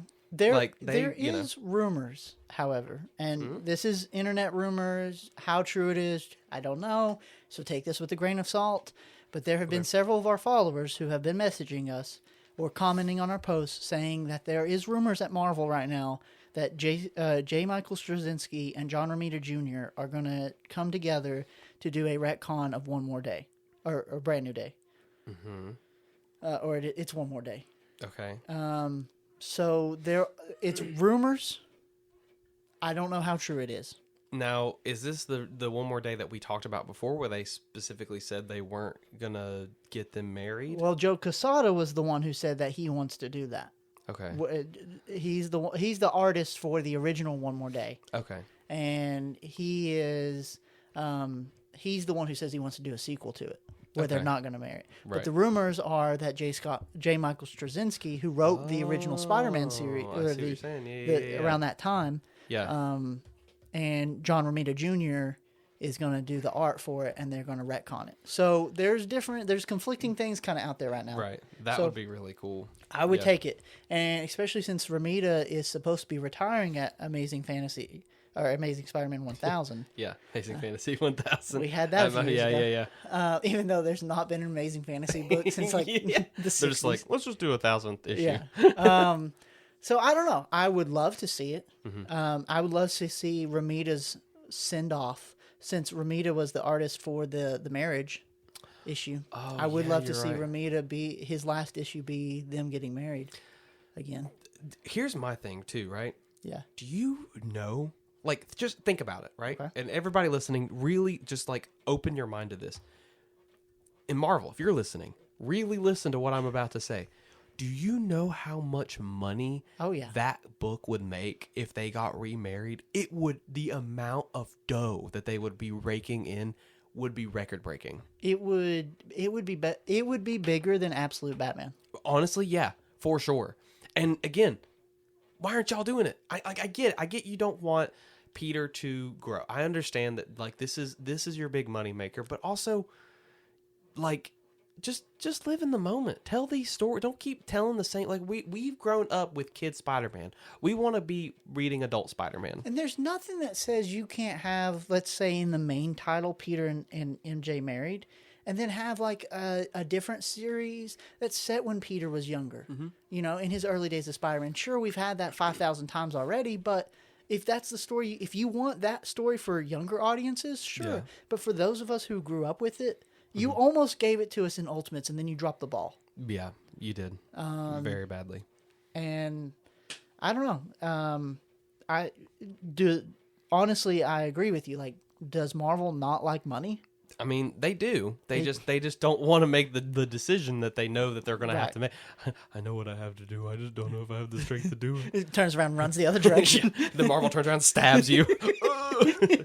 Stabs the Spider-Man fan. No, John Romita Jr., he got stabbed. I hope that's true. I don't believe it will be. I don't think it is. I'm just gonna, but I hope it is, because honestly, that would be great. And again, if you didn't listen to the last episode, one of my hot takes is that I really liked One More Day as a story. I don't like the outcome of One More Day. I like it as a story. Like, it is a good beginning, middle, and end story. When you read it, you're like, whoa, that had, it's good. If they undid it, right? Like, let's say that story came out. Right. I would say, I love One More Day, because it's good for what it is, but then we get back to where we were. Right. With the anticipation that things go back to normal, it's a good story. Yes. When they don't, that's where it sucks. Well, I think that should have been the intention. Like, hey, we're going to undo their marriage, but hang in there. As comic fans, we're not going to make you wait 20 years like we actually have. Yeah. We're going to make you wait 5 years, maybe. They will get back together. You just got to stick with us. Well, like Superior. I mean, Peter died. Yeah. And he was dead for gosh knows how many years, but the only thing that was left of him was his subconscious. Like, that's what they should have done with the marriage. Yeah. I don't know. That's my opinion. I'm glad that Venom is on his own path. I hope we get Venom stuff. I hope we get some of the old school King in Black stuff. I hope we keep those storylines. Yeah. I don't think they will. I think it's too far in the past to be reconsidered. Yeah. I could be wrong, because I don't know where Dylan's at. I don't know what he's doing, or Sleeper, or Toxin, or any of them. But I'm glad to see that Venom is coming back to some form of normalcy. And then MJ, I don't really care what she does. Just, you know what? Just either marry Spider-Man or get away from me. Like, literally, Right. like, those are your two options. That's all you got. But I will say one last thing on Venom real quick. Charles Soule wrote one of the best comic series I have ever read in my entire life, Darth Vader from 2017. Yeah.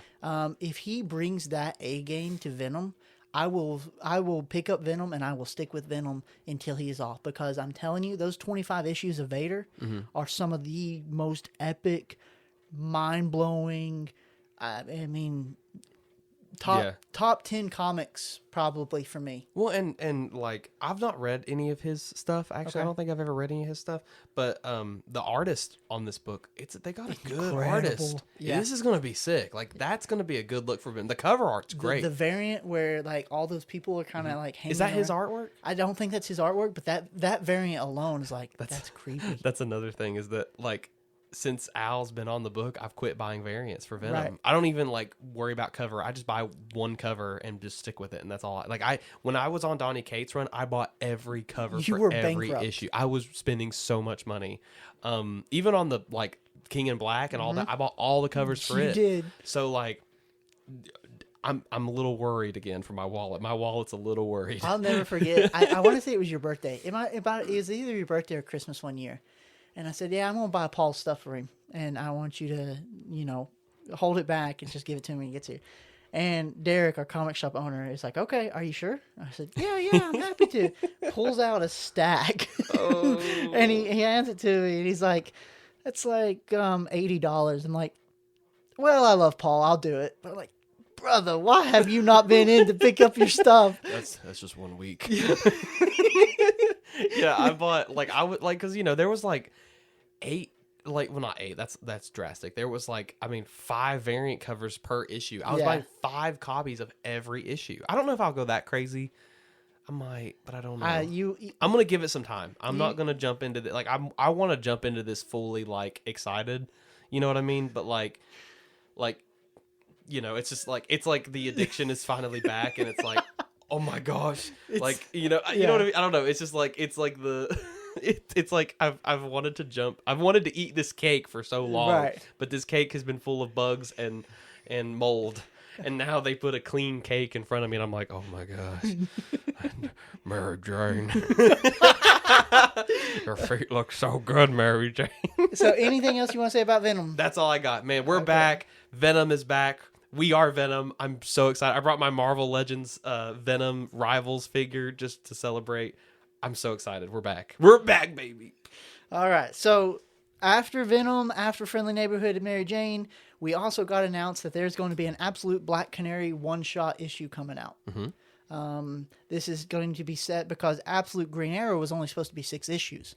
But because of the success of the book, they've shot it up to a 12-issue series. Whoa, okay. So Absolute Black Canary is going to be a one-shot that takes place between issue 6 and 7 while they transition. Uh-huh. No. No, not 6. What'd you? What? No, Oh, nope, nope. oh, oh. 6 and 8. Oh. Oh. Have you been reading Absolute Green Arrow? Mm-mm. Okay, I read issue 1. I No. thought it was good. Is it good? There's the Absolute Batman that got messed up. It has a clip it has like a couple pages of it in the back, doesn't it? Yeah. Okay, I need to read that. I just didn't. They had the writer was actually at Nirvana Comics. Yeah, he was doing a signing up there. I didn't go because I just didn't care. But Yeah. yeah, It's good. I only read issue 1. Issue 2 is on DC Infinite now. I just not got around to reading it. Yeah. Absolute Black Canary's cool. She's like a former MMA fighter who has become a bodyguard who's now trying to solve this mystery. okay, So could be good, okay, I guess. yeah, Let's go out of order of our notes real quick. okay. And I'm going to talk about a few other series that are just kind of small, and then we'll get to some more big ones, okay? Okie dokie. Okay, so one thing that kind of also got announced was the first ever Vixen ongoing series. Don't know if you know much about Vixen. I've not read a lot of She's the it. character who can like channel animal spirits, and she like Oh, has okay. the powers. Yeah. Apparently, DC has never given her own solo series, so that they're doing that. As far as I know, there's no official launch date. Static Shock is getting his own comic as well. That's cool. That'd be cool. Yeah. I like the cartoon. Yeah. I don't know if I'll pick it up, but still pretty cool. Jonah Hex and the Shadow of Death got announced. It is written as a horror story set in the Wild Wild West. Ooh, okay. So That's could cool. be interesting. Gives me some Red Dead vibes. Yeah. Like do you remember the haunted house in Red Dead? I haven't played Red Dead in years. Oh, there was this haunted house that was really. You go in there and you'd hear voices and stuff. It was so scary. Really? Yeah. So I remember. So my dad is originally from Texas, and I remember we went down there when I was a kid once, and Red Dead is rated R, Right. and or rated M. Yeah. And I went down there, and I'm telling on my dad right now, but we went down there, and he said, "I'll let you play this game." I mean, I was young, dude. Yeah. I was like Yeah. kindergarten. And he's like, "I'll let you play this game. Don't ever tell anybody that I let you play this." And I said, "Okay." And I'm like just riding around on a horse, just shooting people and stuff. Yeah. And I'm like, "This is awesome." So that was the last time I played Red Dead. First taste of Rockstar games. Mine was GTA 5. I was about to say, oh, this is awesome. GTA's next. Oh, that shoe store looks inviting. Let's go in there. Oh my gosh. But so that was Jonah Hex and the Shadow of Death. James Herron's The Demon. That is about Etrigan the Demon. Are you familiar with Etrigan? I'm not familiar Okay, with that either. Etrigan is the. Did you ever watch Justice League, the Justice League Unlimited, and all those cartoons? I never watched Unlimited. I would watch a little bit of You're a it. fake fan. What? Yeah, get out of here, man. Okay, I'm moving. But okay, so I guess I'll get Etrigan up and go. is a demon. He speaks in like rhymes. Interesting concept. It's another horror story. He's fighting the hordes of hell. Etrigan is also like from Camelot. So could be interesting. Okay. And I don't know. Will I read it? Probably not. But still cool That's concept. so exciting, yeah. Still exciting. One last thing that I will mention, and then we'll start getting into, or two things I'll mention, and then we'll start getting into the big stuff. Absolute Cyborg, The Atom, and yeah. the Teen Titans. Jeff Lemire, the writer of Absolute Flash, has confirmed that they are coming in issue 20. I saw the pictures for Cyborg. Yes. He looks pretty sick. Yeah, big robotic arm. Robotic arm. He's Yeah. he's very voiding, Yeah. very cool. So could be interesting. The Atom looks normal, so I don't know what's going to be special about him. When he transforms, it's just gonna be like, yeah, just gets Vecna from Stranger Things. And Teen Titans will be cool to see in Yeah. the Absolute Universe. Yeah. Because it'll be a different Teen Titans, obviously. I wonder Because which one of the Robins. well, at this point, they're all in giant mechs, so that Teen Titans is just giant. It's just Voltron. I wonder how Beast Boy will look like. Beast Boy could be Ooh, cool. Raven. Raven. Ooh. Raven was teased in Absolute Superman. Really? I think it was Absolute Superman. Does she look cool? She's got her 4 demon eyes. Ooh, I'll have to find the picture okay. and I'll show you after the show. Okay. That's the thing is Teen Titans has been kind of like clouded by Teen Titans Go. Yes. So I anytime I think of Teen Titans, I think of the cartoon, and I'm like, ooh. Yeah. And And the time they shouted out Spider-Man, and I was like, what? or the time they had Zack Snyder on the show. Yeah. Yeah. Yep. Kids, ask your parents where babies come from.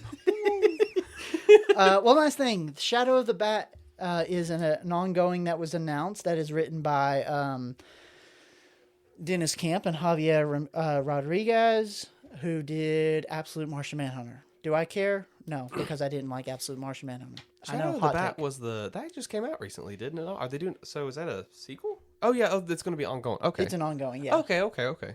Because that was the. Oh wait, I'm thinking of the Gargoyle.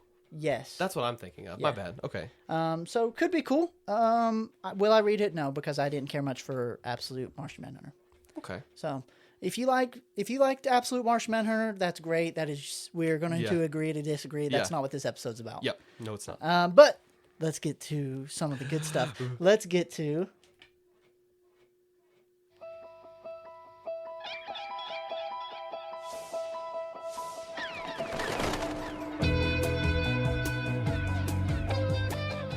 It wouldn't be Comic-Con without Absolute Batman. No, it news. wouldn't. Ooh, we got some good stuff. We have And some we got good some kind of iffy stuff. really okay. Yes. The Iffy. the figures. Oh yes. Yes. Okay. So what do you want to get into first? Let's talk about the comics first. Okay. So first, they announced Absolute Batman Beyond, Arc M. Yeah. This looks really cool. This is Yes. going to be a story about Pig, Professor Pig, and his ties being one of Joker's right hand men, and kind of more looks into these. Now, is this a? This is a look at the other arcs. This Okay, isn't yeah. just Arc M right anymore. So this is the other arc. So Yeah. is this what? Is this a miniseries? I think this is a one shot like the Arc M Oh, special. okay, Yeah. cool. Yeah, which it looks really cool. It So does I look guess really cool. I guess it's going to be interesting to see how the other arc, because I kind of forgot you're focused on Arc M, and I'm kind of curious if all the other arcs have a ginormous, like, larger connected purpose. Yeah. Yeah. I've always thought Professor Pig is like the Taskmaster of DC. He's just like Yeah. there. He's super annoying, and he just needs to get punched in the face a couple times, Yeah. and then moved on. But Absolute Professor Pig could be really interesting. Yeah. Like he could be, because he's always been like, Yeah. I'm going to make you beautiful. I'll cut your face off. Yeah. MJ's feet. Yeah, like he does in the yeah, in With, the Arkham Arkham Knight. City? Arkham Yeah. Knight, yeah. Oh, is it Arkham Knight? It's Arkham Knight, yeah, Okay. yeah. Those bodies that are all over the city Yes. that you have to, like, find the music. Oh, yeah. that scared the crap out of me when I first played Really? that. Yeah. So That and Man-Bat. I recently Man-Bat. Man-Bat Shocked me. And all I'm doing is swinging around the Yeah, I'm city. just trying to have fun. I recently replayed all the Arkham games probably a year ago. I guess it was a year ago. Mm-hmm. And I couldn't figure out, like, I'm like, who is this going to lead to Yeah. with the music and the bodies? I'm like, Yeah. I have no idea. So I literally, like, my whole purpose in just replaying the game was, Yeah. I just need to find out who this is. Yeah. And it's Professor Pig. I'm like, dude, I just want to beat the crap out of this guy. And then he's, like, laying on the table and you slam your hand into him and Yeah. break the table. Yeah. That was such a cool fight. Oh, So I think this could be an interesting one shot. Professor Pig, I hope he just gets the crap beat out of him, but they could go super dark. And on the design, yeah. Oh yeah, he's a very gory. He has potential to be a very gory character. I would personally like to see how. I would like to see a darker story with him. Mm-hmm. I would like to see kind of a more. I would like to see a cleaner Professor Pig, which this seems to be that because he's like slim. he's very slim. He's got the suit. I mean, or he could just be just like completely messy behind closed doors. Right. You know, which I'm fine either way. Yeah. I'm excited. This is interesting. I'm excited yeah. to see more about the world because I think that's what people want the most out of Batman, Absolute Batman right now, Right. is to see more of what the world has in store. Yeah. And there's a lot. And when I first saw this, I just kind of skimmed the headlines, and all I saw was Absolute Batman Beyond. I'm like, this is really early to do Absolute Batman Yeah, Beyond. yeah. Which would be really cool to Yeah. see. But then I saw Arc M. I was like, okay. Oh, I see. Makes sense. Absolute Batman But Beyond is even- just like even the- super skinny. Yeah. Even the cover is like black and red. So that's what even more made me think, Yeah. like, oh, this is Batman Beyond. Yeah. Like, I will pick up every single issue. Oh because, crap! Yeah. Yeah. What is this? Yeah. But I'll definitely pick this up. Yeah. Even though I was disappointed with the last issue of Absolute Batman, like I said in our last episode, I don't think one or two bad issues is going to deter me from this No, series. I don't think so either. And the Arc M one shot was a great one shot. it was That incredible. was one of my favorite ones. So like honestly, like if they can continue that with this, is it the same artist and writer? Well, I think it's Scott Snyder, but I don't know who the artist is. okay. Speaking of Absolute Batman, the Absolute Batman Annual by Daniel Warren Johnson Yep. won award for best one-shot story. Won the Eisner. Eisner, yep, it did win an Eisner, which is really cool. Yeah. He made a quick statement on stage. Yeah. And skedaddled off of there. It was hilarious because I love Daniel Warren Johnson's Yeah. like work, and he just gets up there and he's like, "Yeah, I think you guys know why I wrote this story, and times are tough, but at least we have comics. All right, thanks." Just leaves. Yep. Got his award. He's like, I'm done. Deuces. Yeah. Which rightfully deserved. That was a very good issue. It was, yeah. It's not my favorite issue, but I think Really, I thought you loved the Annual. I love it, but it's not my favorite. Okay. Like I liked Arc M better personally. Arkham had it depends. Okay, so it depends on what you're looking for in the story, like because they're telling two different stories with two different messages, Right. And like if you're looking for a good standalone Absolute Batman, then I would say read the Annual. No, for sure. But Yeah, if you're yeah. looking for a book that like encapsulates what the Absolute Universe is and like the twist that we're constantly getting, read Arkham. I think that's why I liked Arc M better was because the shock factor of it was so Yeah. much more. Like when Amadeus Arkham's mom shoots all the kids point blank right there. Like that is one of the most shocking things I've ever read in my life. Yeah. Which again, the Annual's good. It's just I think there's other books Yeah. that I like, other issues that I liked better. And It's Scott- hard. It's hard. They're all really really good. Yeah, they are. And, Yeah. and Scott Snyder he also won an award. Absolute Batman won an award for best ongoing series. Yeah. Yep. And in his acceptance speech for the Eisner, he said pretty much like, "Hey, I didn't think DC was going to let me go as crazy as they have let me. Yeah. And I'm super thankful that they've just let me take the ball and just run with it. Yeah. And let me pretty much do whatever." And you see that, like you said in the Arkham, like I have never read a comic book Yeah. where like in the first 5 pages the mom just shoots the kids. Yeah. Me neither. Yeah. That's insane. Yeah. So, also another well-deserved Eisner. Yeah. So, speaking of Absolute Batman, we also have something that this is the big announcement that I'm personally excited I'm for. excited about this too. Yeah. It's called Batman of Two Worlds Special. And it is written by Scott Snyder, and Nick Dragata will do the art. And then you have Matt Fraction, that's cool. and his artist is Jorge Jimenez. Yeah. That is so. What this special is Absolute Batman and Batman of Earth Prime. It is not a crossover. They're not crossing over into their own, other universe. What this is both Batmen are faced with the same problem, the Yeah. same crime, same mystery, whatever.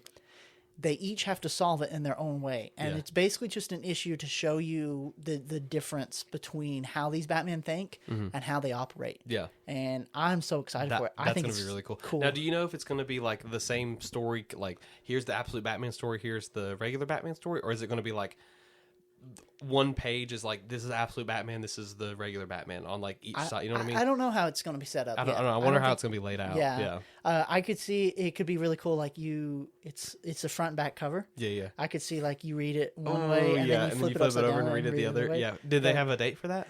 Yes, it's in September.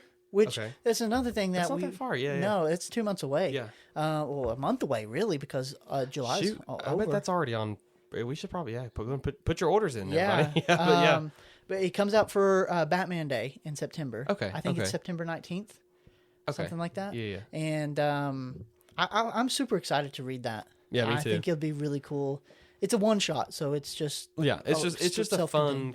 Yeah. It's going to be cool to see how regular Batman is compared to Absolute Batman. Right. So, that'll be really exciting. I'm definitely going to pick it up. I'm going to pre-order it probably. I soon. think what I'll be excited to see too is like the Robins, because Ooh, Absolute yeah. Batman won't have Robins, and I don't know if they're gonna include the Robins in the main DC universe.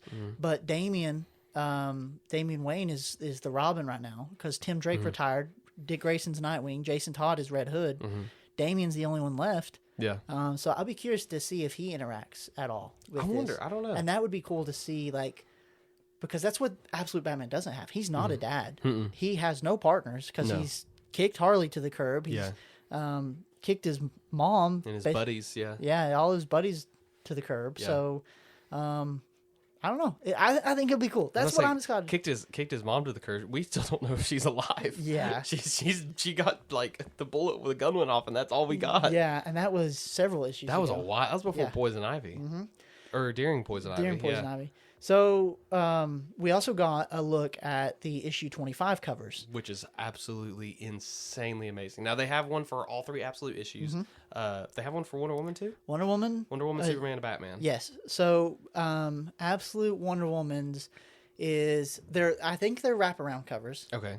And Absolute Wonder Woman's is her mom is holding her, and you see a lot of the faces of the people she's interacted with in like shadows. Yeah. And then on the other side, it's like present day Diana, and she's fighting Absolute Cheetah, who's okay. she's a giant cheetah monster, and she's got like flesh just like hanging off of her. Yeah. Dang, that sounds sick. And, Oh man. And then Absolute Superman's looks really good because Steel has a new suit, who's also getting a miniseries that we just totally forgot to mention. Absolute Brainiac, Absolute Lex Luthor, they're on the cover. And then Absolute Batman is just pretty much a look back at everything that we've had so far. Yeah. Yeah. And it's... Which is really cool because it's got all the it's got scenes. There's certain scenes like where the Batmobile's like up in the air. Yeah. Catwoman, her helmet visor is the reflection of the photograph of all of them as kids. You know she's which is really crying? cool. Is she? Mm-hmm. On that cover? She's crying on that No cover. way. Hang Yeah. on. I got that saved. It's in my camera roll. Hang on. Let me give me two seconds. This is beautiful. She is crying. She's crying. Oh man. Oh, that's sad. Is that book still coming out? Absolute Catwoman? I think so. I've not read it. I haven't. Absolute I bought the- Cassandra Cain is in that too. I bought the first issue, but I haven't heard anything since. Joker looks really cool on the cover. Joker looks good. Yeah, I'm very excited about that. His issue. mom's on that cover. Yeah, his mom's on there with the Owls. Court of Owls behind her. So I'm wondering. I think she's alive. I think she's alive. Do too. we know if that's going to be a jumbo issue for issue I 25? would imagine so. I'd hope so. For Yeah. 25, I mean, and you know, I was just kind of side tangent here. I was talking to somebody earlier, and they're like, "Well, Scott Snyder has 50 issues planned. We know like Joker's the big bad guy, Yeah. right?" And Scott Snyder just said basically like the first 50 issues are year one Batman. Okay. And so this person I was talking to said, "So who's going to be the main villain after 50?" And they're like, "Hugo Strange, maybe." Maybe. And I'm like, that could be interesting. And I actually thought maybe that was Hugo Strange on issue 25. Yeah. But it's Clayface. It's Clayface in the top right Yeah. corner. Yeah. Which that's coming next. I'm very excited about that. That's in 2 weeks. So It is soon. in 2 weeks, yeah. Wait, there's something going. Literally, oh yeah, I forgot. Me and Elise are actually going to go to Chattanooga to go see the Really? Odyssey and to the aquarium and to the comic book store. Oh, and I really? was like, oh, because I think we were planning on going on that Wednesday, and I went, of course, that's the Wednesday that Absolute Batman comes out. Yeah. So That'd be cool. Infinity Flux. Infinity Flux, we're gonna go. Yeah, we're gonna go down there. So. Am I going to take the day off and tag along third wheel? Oh, what? You and Gabriella road trip to come see the Odyssey with us. Ooh. I wouldn't be... The theater... It actually has a 70 millimeter 70 millimeter IMAX cinema camera. it is... The hotel we stayed at when we went down, Yeah. it's right across the street from that movie theater. That's like, crazy. I Yeah. mean, literally, whoop, Yeah. like 3 steps and you're there. We're going just for the day. Like we're gonna Oh, go down that's a there good idea. and do like the aquarium, do the movie, and then go to the comic store and then just come back. I'm telling you, dude, So- Infinity Flux is the coolest comic How book much store. money am I gonna spend there? I spent $200. So oh crap! I'm screwed. I'm you- cooked, chat. they've got CGC books. If you come back with an Amazing Fantasy 15, Dude, brother, that I spent $6,000 on one thing. yeah, it was worth it though. It's worth every penny. All 6,000 pennies. Is that wait? That's not right. 600,000 pennies. Yeah. There you go. Is that Yeah. right? Yeah. No. 1,000 pennies is 100 pennies is $1. If you're a math nerd, comment on this episode. Yeah. And also get a life. Yeah, comment on this episode. Tell us how many pennies is $6,000, and then go get a life after you do that. Touch grass. Yeah, go read Absolute Batman, loser. I'm kidding. We're kidding. It's all jokes. No, we're not. No. Okay. But yeah, I'm very excited about Absolute Batman. We do have the figures. Oh yes. So we finally got to look at. There are a bunch of figures coming out. Oh yeah. There are. I mean, like at least like 10. At least. I have no idea what that was. You went at least. So we have a lot. We have the McFarlane figure. So the McFarlane Toys figure. We have a McFarlane Toys statue of cover 1. We have a Blockies figure. Do you know what the Blockies are? I think so. It's like it's the ones that you pull the little pieces out and yes. you Yeah, build it. yeah, which yeah. those are cool. I bought the Marvel Rivals Venom, and it's Okay. actually a fun build. Wow. And Venom, something that something Venom that you I bought. Yeah, Yeah. crazy. Yeah. It's not Al Ewing's Venom, I can tell you that. But I bought that. That was really cool. They're also coming out with a SH Fig Arts, I think. Okay. Absolute Batman. I don't know if there's another one, and he's big, buffy, and he looks really cool. The Hot Toys, which still looks really good. I think that might be all. Well, speaking of figures, while we're just talking about this, Geiger is also getting a McFarlane figure. Really? That's cool. And guess what? It glows in the dark. Ooh, Wow, heck yeah. nerd things. Oh, it's gonna glow in the dark when I turn my lights off. I'm gonna buy it and put it like right in front of our bed. So like, So you're gonna wake up in the middle of the night. You're gonna look like the kid from Monsters Inc. Like looking at the edge of your bed. it's Aurora's nightlight.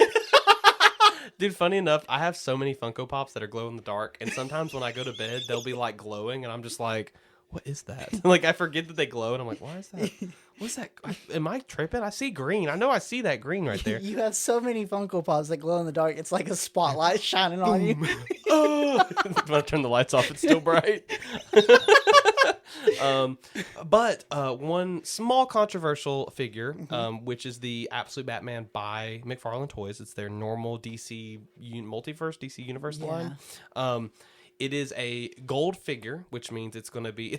It looks really good. The picture looks good. So it's of Absolute Batman. He has the axe. He has the chainsaws that go under his arms. He has the mask that he wears when he fights Poison Ivy. I think he comes with some more, a couple of different hands and stuff like that. The only problem is there's 2 problems with this figure. The first one is that the figure is it is a gold series figure, which means it's probably going to be a little bit expensive. So it'll probably be maybe anywhere from $30 to $50. And then on top of it, it is a Walmart exclusive. So the only place you can get it is at the place that carries every toy ever, Walmart. That's a joke. They don't carry anything. You ever go to the toy section at Walmart? It's bare. It looks like a desert. Like, when you go back there, the Dune music starts playing. You're like walking around like, oh my gosh, there's nothing back here. Sandworm! Oh, sandworm! Wait, that's the lady down the street.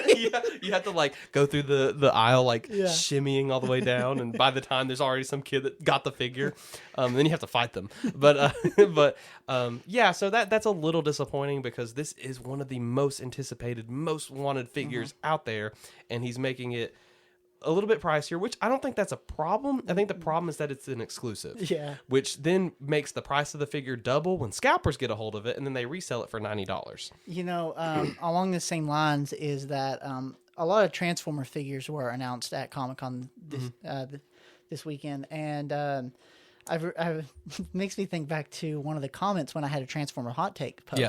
And one of the comments said, none of these are hot takes. If you want to have a real Transformer hot takes, then justify the price of figures. That's a good comment. I like that. Justify the price of figures. Well, I still have all mine from when I was a kid, so I don't need to buy any more of those. I have the figures that don't transform. They're just like action figures. I loved those growing up. Because the ones that transform, when I'd play with them, the pieces would fall off. And it would just like, I'd leave them and just like, then Bumblebee would just be Bumble. I would, when I'd play action figures with my brother, we would play, and then I'd be like, hold on. Optimus Prime's transforming. Hold on. Yeah, and you have to get the instructions, and you're like, okay, hang on. Okay. And then you drive for a second. You're like, okay, wait, hang on again. Like now he's you know. Yeah. But yeah, I the price I could justify. Yeah. You know, price. Okay, whatever. I can get. Well, it comes with some stuff. I mean, It does it's come. cool. And it's a big figure. Yeah. It's not just your average little dude. But the Walmart exclusive.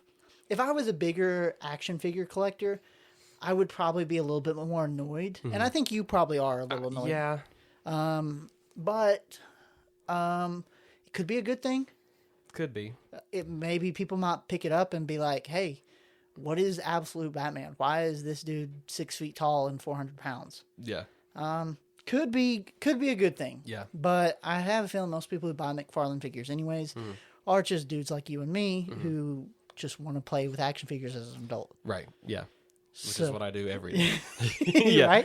I don't know. I think it's just like as an adult, like when we were teenagers, you know, Yeah. we were like hunting, like that was the thing. Is like you're chasing the thrill. Right. And it's like I found the figure, it's exclusive, and Yeah. you can only get it here, and it's limited edition, and blah blah blah. But now as like an adult, I'm just like I just want the damn thing. Right. Just give it to me. I don't want to go looking for it or pay. Just make enough so I can just buy it and go home. But so know what you I mean? can't order on McFarlane.com anyways? I don't know if you can on McFarlane.com. I know it'll probably pop up on Walmart.com. Yeah. Which will probably be what I do. I'll probably just pre-order it. If and it just doesn't get sold out. Because Yeah, some of those pre-orders they just go so fast. They do. They go really fast. But especially on like sites like Walmart. Like if it's on McFarlane's site, right? I don't think. Like Hot Toys, for example, Yeah. when you pre-order a Hot Toys figure, they don't usually sell out because they're taking down how many they need to make, Oh, okay. and then they I see. make like maybe 20 extra, and Okay. then when it sells out, that means okay, well they filled all the orders and then they've sold what was left. Right. You know what I mean? Okay, so I like, see. so like it's like a made to order thing, but Okay. when you're selling on like a site like Walmart, it's not really made to order. They're like, okay, we have to have a set number. Right. So the set number is 60,000. Cool. Okay, they're gone already. Yeah. You know, if you want it, go buy it from Joe. He works at the flea market. Yeah. He has 3 of them, and they're $90 a piece. Good luck. Yeah. Yeah. Okay. Well, are you going to get one? I'm gonna try. I would like to. Are you going to get all 3, Superman and Wonder Woman too? Or just Batman? Just Batman. I thought I really want the Hot Toy. The Hot Toy looks really Hot sick. Toy is sick. But man, it's expensive. It's like $400. Yeah. I don't know. I might if for some reason I don't know. There's a lot of Absolute Batman figures coming out to choose from. So Right. if for some reason the McFarlane figure doesn't, just because some of those figures are hit or miss, if it just doesn't if it doesn't just scratch the itch, then I'll just buy another figure from another company. Sure. Because Gotcha. at that point, it's like, you know what? I just want an Absolute Batman figure. That's Right. all I want. I don't care who makes it. I just want one. Yeah. Okay. So, anything else on Absolute Batman? I think that wraps Absolute Batman because we got an absolute good time coming up here We soon. definitely Very do. excited. A lot of stuff to talk about. So, I have a few things that excite me. Robert Kirkman has announced that they definitely have long-term plans for Transformers, G.I. Joe, Void Rivals, and ROM Space Knight. Ooh, okay. He says he does not want more than 4 titles. Yeah, sorry. I did the little. There's a panel from Daniel Warren Johnson's Transformers run before Robert Kirkman took over, where Cliff Jumper is like everybody's fighting the Decepticons, and Cliff Jumper's just in the background, like, just like flipping them throwing off. middle fingers up. Yeah. But he said that they have long-term plans, Uh-huh. and that they are still working on it. They never want to go over 4 titles because they just don't want to overdo it. Right. I think Mask is in there too, but Rom was just he's going to be joining Void Rivals. But anyways, he doesn't want to go over 4 titles because he doesn't want to overdo it. Yeah. And that there are plans for a big crossover in the future. Yeah. So we're on year 3 of this. So I think that's just exciting to hear that they're not stopping anytime soon. There is also the announcement that the 40th anniversary of Transformers, the movie, the animated one from 1986, Okay. will be re-released in theaters in September. Ooh, okay. There will be never-before scenes in this movie. Oh, okay. So that'll be cool to see. That's not to tie into anything big. It's not any just- Avengers yeah. in-game No encore. Avengers- yeah. It's just Infinity Vision. Yeah, yeah. Yeah, it's what we call regular theater viewing experience. it is just, hey, here's the movie. Here's things that we've never released before. 40th anniversary. Hey, sorry for killing Optimus Prime and ruining your childhood. Yeah. It's literally called the Transformers the movie, The Apology Tour, because it's the first time they killed Optimus Prime. That's awesome. That's so cool. We're sorry for ruining your childhood. We'll do it again. Michael Bay will do it again later. Yeah. All right, one last thing, Image Comics related, is that Geiger and Redcoat, two Ghost Machine titles, are finally getting crossover with some surprise characters, and it is called The Radioactive Revolution. Mm-hmm. And I'm super excited for it. Geiger has been building up to it. Redcoat, I recently finished. It was okay, but Geiger's incredible. Yeah. Trying to get you to read that and I Transformers. did pick up, or I borrowed your trade, and I haven't started reading it yet, but I'm going to soon. It's good. I've just got all your. I'm trying to get all your trades and collect them all. You have know? all of my Yeah. comics. Just tell Gabrielle to read my Ultimate Spider-Man. I'm trying. Hey, Gabrielle, I know you're listening to this. You do not know what you're in for. You think you know Spider-Man, you do not. Read it, please. It's so good. again, in case you don't know, Paul let my wife borrow Ultimate Spider-Man because I said she needs one series to hook her into comics, and Paul said it's Ultimate Spider-Man, the original. Yeah, the original. And this was Thanksgiving last year. Oh man, it wasn't it? It was, and Oh, man. because we were talking about it at Thanksgiving, Dang. and you let us borrow it, Uh-huh. and it's what got me into Spider-Man. Yeah. Oh yeah. So she has read the first issue of the trade, and she's like, well, I already know what happened, so I don't really need to read the rest of the trade. No, you don't. And Paul is like, no, you don't understand. He's like, what happened? She's like, well, he gets bit by a spider. Next. He falls in love, and he gets powers. You're on the right track, but no. So Oh yeah. Wait, who does he fall in love with? Huh? How many girls is it? all of them? There's what, 3 or 4 in the entire series? Ooh, girl drama. Ooh, how many villains are there? Ooh, boy drama. Man, I want How many people die? Ooh, a lot. I want to call her right now and just be like, hey, I need you to come on the show for 5 seconds. No, it's okay. It's okay. The FOMO of not reading Spider-Man will hit her eventually. I know it's coming because it's already hit me. Yeah. All right, so that is San Diego Comic-Con 2026. Yep. Had a lot of good stuff. A lot of good stuff. Yeah. Super exciting. I'm a comic nerd. I'm more excited for the comic stuff than the MCU stuff. I am too. I'm very excited for Venom to come back. I'm very excited for all the new Absolute Batman stuff coming out.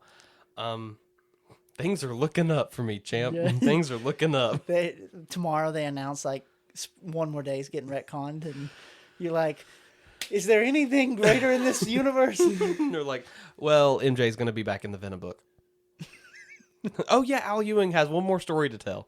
No, get him away! I'm gonna start having PTSD. Like, no, wait. Who am I thinking of? I'm thinking of a scene from a movie. I forgot already. I was thinking of some scene from a movie where someone like in a hospital and they're like, "Get him away from me!" and the person's like backing up. It's from some superhero movie. I just can't think of what it is. It's whatever. It's not a big deal. Anyways, Must not be important. I could see them announcing that Al Ewing takes over Amazing Spider-Man.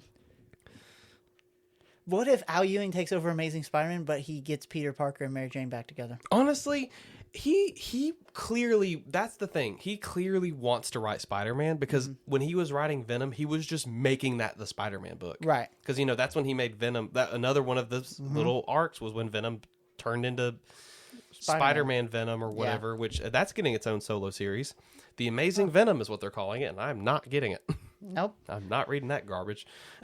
Well, Sorry. Anyways, we went off on a small little tangent. Sorry. You know me. I can't stay away from the Venom talk. But you know who else can't stay away from trouble? Who? I forgot his name. Clayface. Clayface can't stay away from trouble. That's why he's a Batman villain, and that's why they're making a movie about him, because he gets involved with the mafia and he gets his face all chopped up. It looks good. The Clayface trailer dropped. Yep, go ahead. No, the Clayface trailer dropped, and it looks awesome. We got to see more about everything that's going on. Less of a teaser trailer, more of a story trailer. His, I'm assuming, girlfriend is a part of this chemical testing clay type material stuff. that, you know, his face is absolutely messed up. Like these mafia guys absolutely destroy his face, which for him is his bread and butter. I mean, he's an actor. He's an actor, yeah. So, you know, we see in the trailer that he's like, I want to volunteer for human trials. And she's like, I don't know if you want to do this. We've never done this before. And he's like, nothing can be worse than what they've already done to me. Famous last words. Yeah. She injects That's what this you giant. said about Venom. Yeah, that's what I'm saying about Venom. Yeah, nothing can be worse than what's already happened. I'm going to be Venom, and it's not going to be fun. But we see her inject his face with this giant purple needle with this like purple fluid going in there. He's on the floor convulsing, like he's having a seizure, and his face is molding, and he looks normal. And we see normal. And he's like, I feel great. And, you know, we see more of the trailer, and we see that he's he's starting to have problems with his clay, with his new clay treatment. His eyes are starting to melt shut, where he's on an airplane, and they're like, oh, like he looks to the left, and there's an old lady who sees his eyes connecting, sort of. Yeah. It's almost like skin strings are connecting from his eyelids, and he gets up and runs to the bathroom while the flight attendants are like, hey, you gotta sit down, there's turbulence. And he grabs his like hygiene bag and goes in the bathroom and takes out a pair of scissors where he's going to try to cut his eyes open. And there's turbulence. So I don't know what that could mean, but I'm already getting. We're both cringing. It's really gross. Do you take some of this? Well, I only watched the trailer once because the trailer, it makes you feel something. It's gross. It is like that scene where he takes out the scissors and like he brings it up to his eye to cut that. Like it's just. Oh, you feel it. You feel it. That's gonna suck being in the theater. That's gonna be a hard scene to watch. Yeah, you see scenes from there of him just like wrestling with his body basically melting. Like you see more of the bathtub scene where he like wipes his face and his whole body's melting. His legs just look giant, like giant clay It looks like we're starting to see final Clayface. You know what I mean? Like we're seeing his body kind of just have to let go of this, you know, weight of keeping itself together. And there's a final shot in the trailer. You kind of see a big monster of clay rise up from the back, and you see his girlfriend or whatever looking up. Yeah. And that's it. And that's all you see. We don't actually get to see Clayface, which is I'm so glad they're doing that. Yeah. I hope they don't show him at all until we actually see the movie. Yeah. You know what I mean? Like, I'm fine with not seeing him until we see I'm totally fine with that. So, how do you feel about this movie, Paul? Are you excited? I'm very excited. Yeah. I think this is going to be one of the big hits of the year, honestly. Out of the, you know, we've had a lot of good movies. We've had, you know, The Backrooms come out, Obsession, The Odyssey. It was fantastic. Spider-Man comes out this week. That's hopefully going to be a big hit. Yeah. And finally, you know, we have Clayface coming out in October, and I'm excited for Spider-Man because it's a week away. You know what I mean? Yeah. I'm like, ooh, and we're getting close to this one. It's less than 3 days away. 3 days away. But then Clayface is going to be my next big excitement because that movie looks really good. I'm nervous about the body horror because like I'm nervous because even the director said that there was a lot of shots that they filmed that it was hard for them to rewatch it to make sure it was good so it's going to have a lot of clenching like moments. You know, we're going to be like you know. I said I'd go with you to go watch it, so we will. We're going to go see it together. I'm excited. I'm very excited. And that's one thing that when we talked about the Clayface trailer initially, I said this is what DC's doing better than Marvel. Not only are they capitalizing on the big horror push that there is with Backrooms and Obsession right now, right? But they are also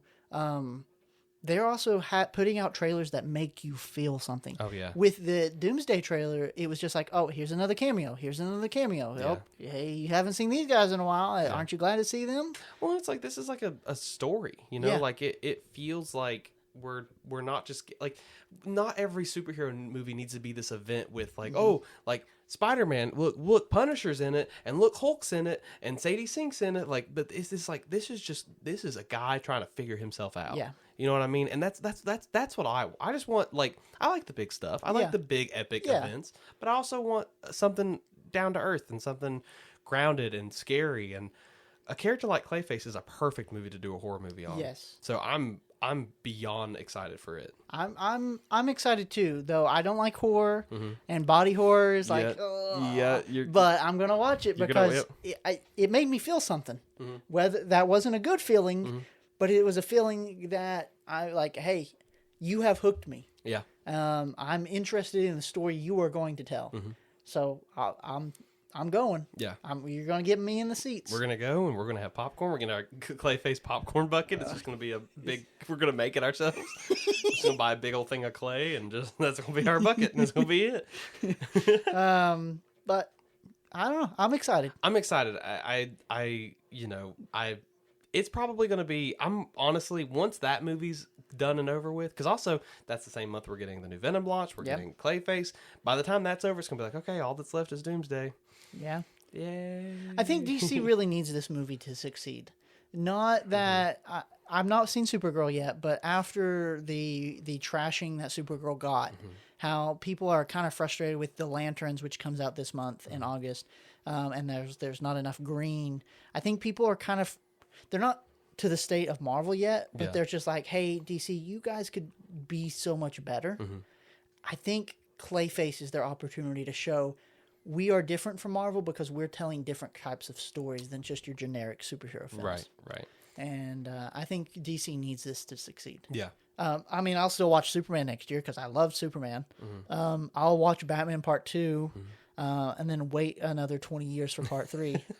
But yeah, whenever we get that. Yeah. I also think one thing on Lanterns. Okay. I think Lanterns I think they're trying to draw people away.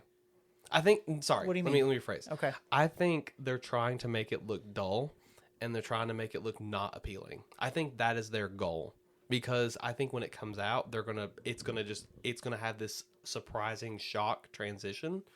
Like, I think there's gonna be some really epic fight scenes. I think so. Green Lantern scenes. That's when the color pops. Yeah.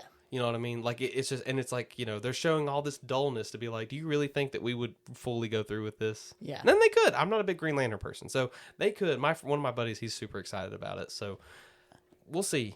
I probably won't watch it just because I'm not a Green Lantern guy. But I might. I'll watch it. I'm gonna watch it. Yeah. Green Lantern has some really good comics. Because I mean, really, it feels like how many stories can you really tell about a guy with a ring that does things? Yeah. But he's got some. There's some good ones out there, and I think it could be good. Is it going to be perfect? No, but I think it'll be good. Yeah. Lanterns. I think Clayface is going to be great. I will watch Supergirl when it comes to HBO. Yeah.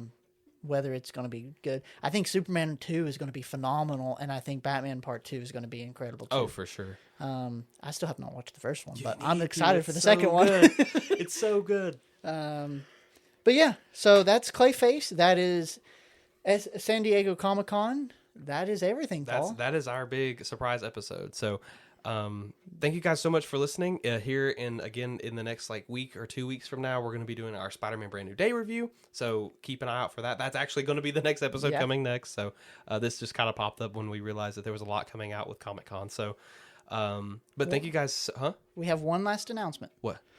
We talked about it last episode. We are going to do a retro review. Yes. Coming soon. We're not going to spoil what that story is yet. Let's just say it's going to be amazing. Yes, it's going to go down. Yeah. Swinging. So, all right. Well, come on, man. You just ruined it. That's not the story. We're reviewing Venom. What? All new Venom. That's retro. It came out a month ago. Yeah, but that episode will come out soon. Yeah, we're gonna do some. We've got our Spider Noir review coming. I'm catching up. I'm still getting through it. Yeah. We're gonna do some retro reviews, and we're gonna do this one. This is gonna be our first, but we're gonna do more because we've actually talked hey, this would be cool to review, and this would be fun to review, and what about this and what about this? So we have a lot of old stuff that we would really like to look back on and reflect, and that'll be something good to come out on our less busy pull weeks because we don't really have a lot, and especially with all of our books transitioning into whatever the new things are going to be, we got time. So, but again, thank you guys so much for listening. My name is Paul. And my name's Clayton. And you've been listening to Beyond the Pull List.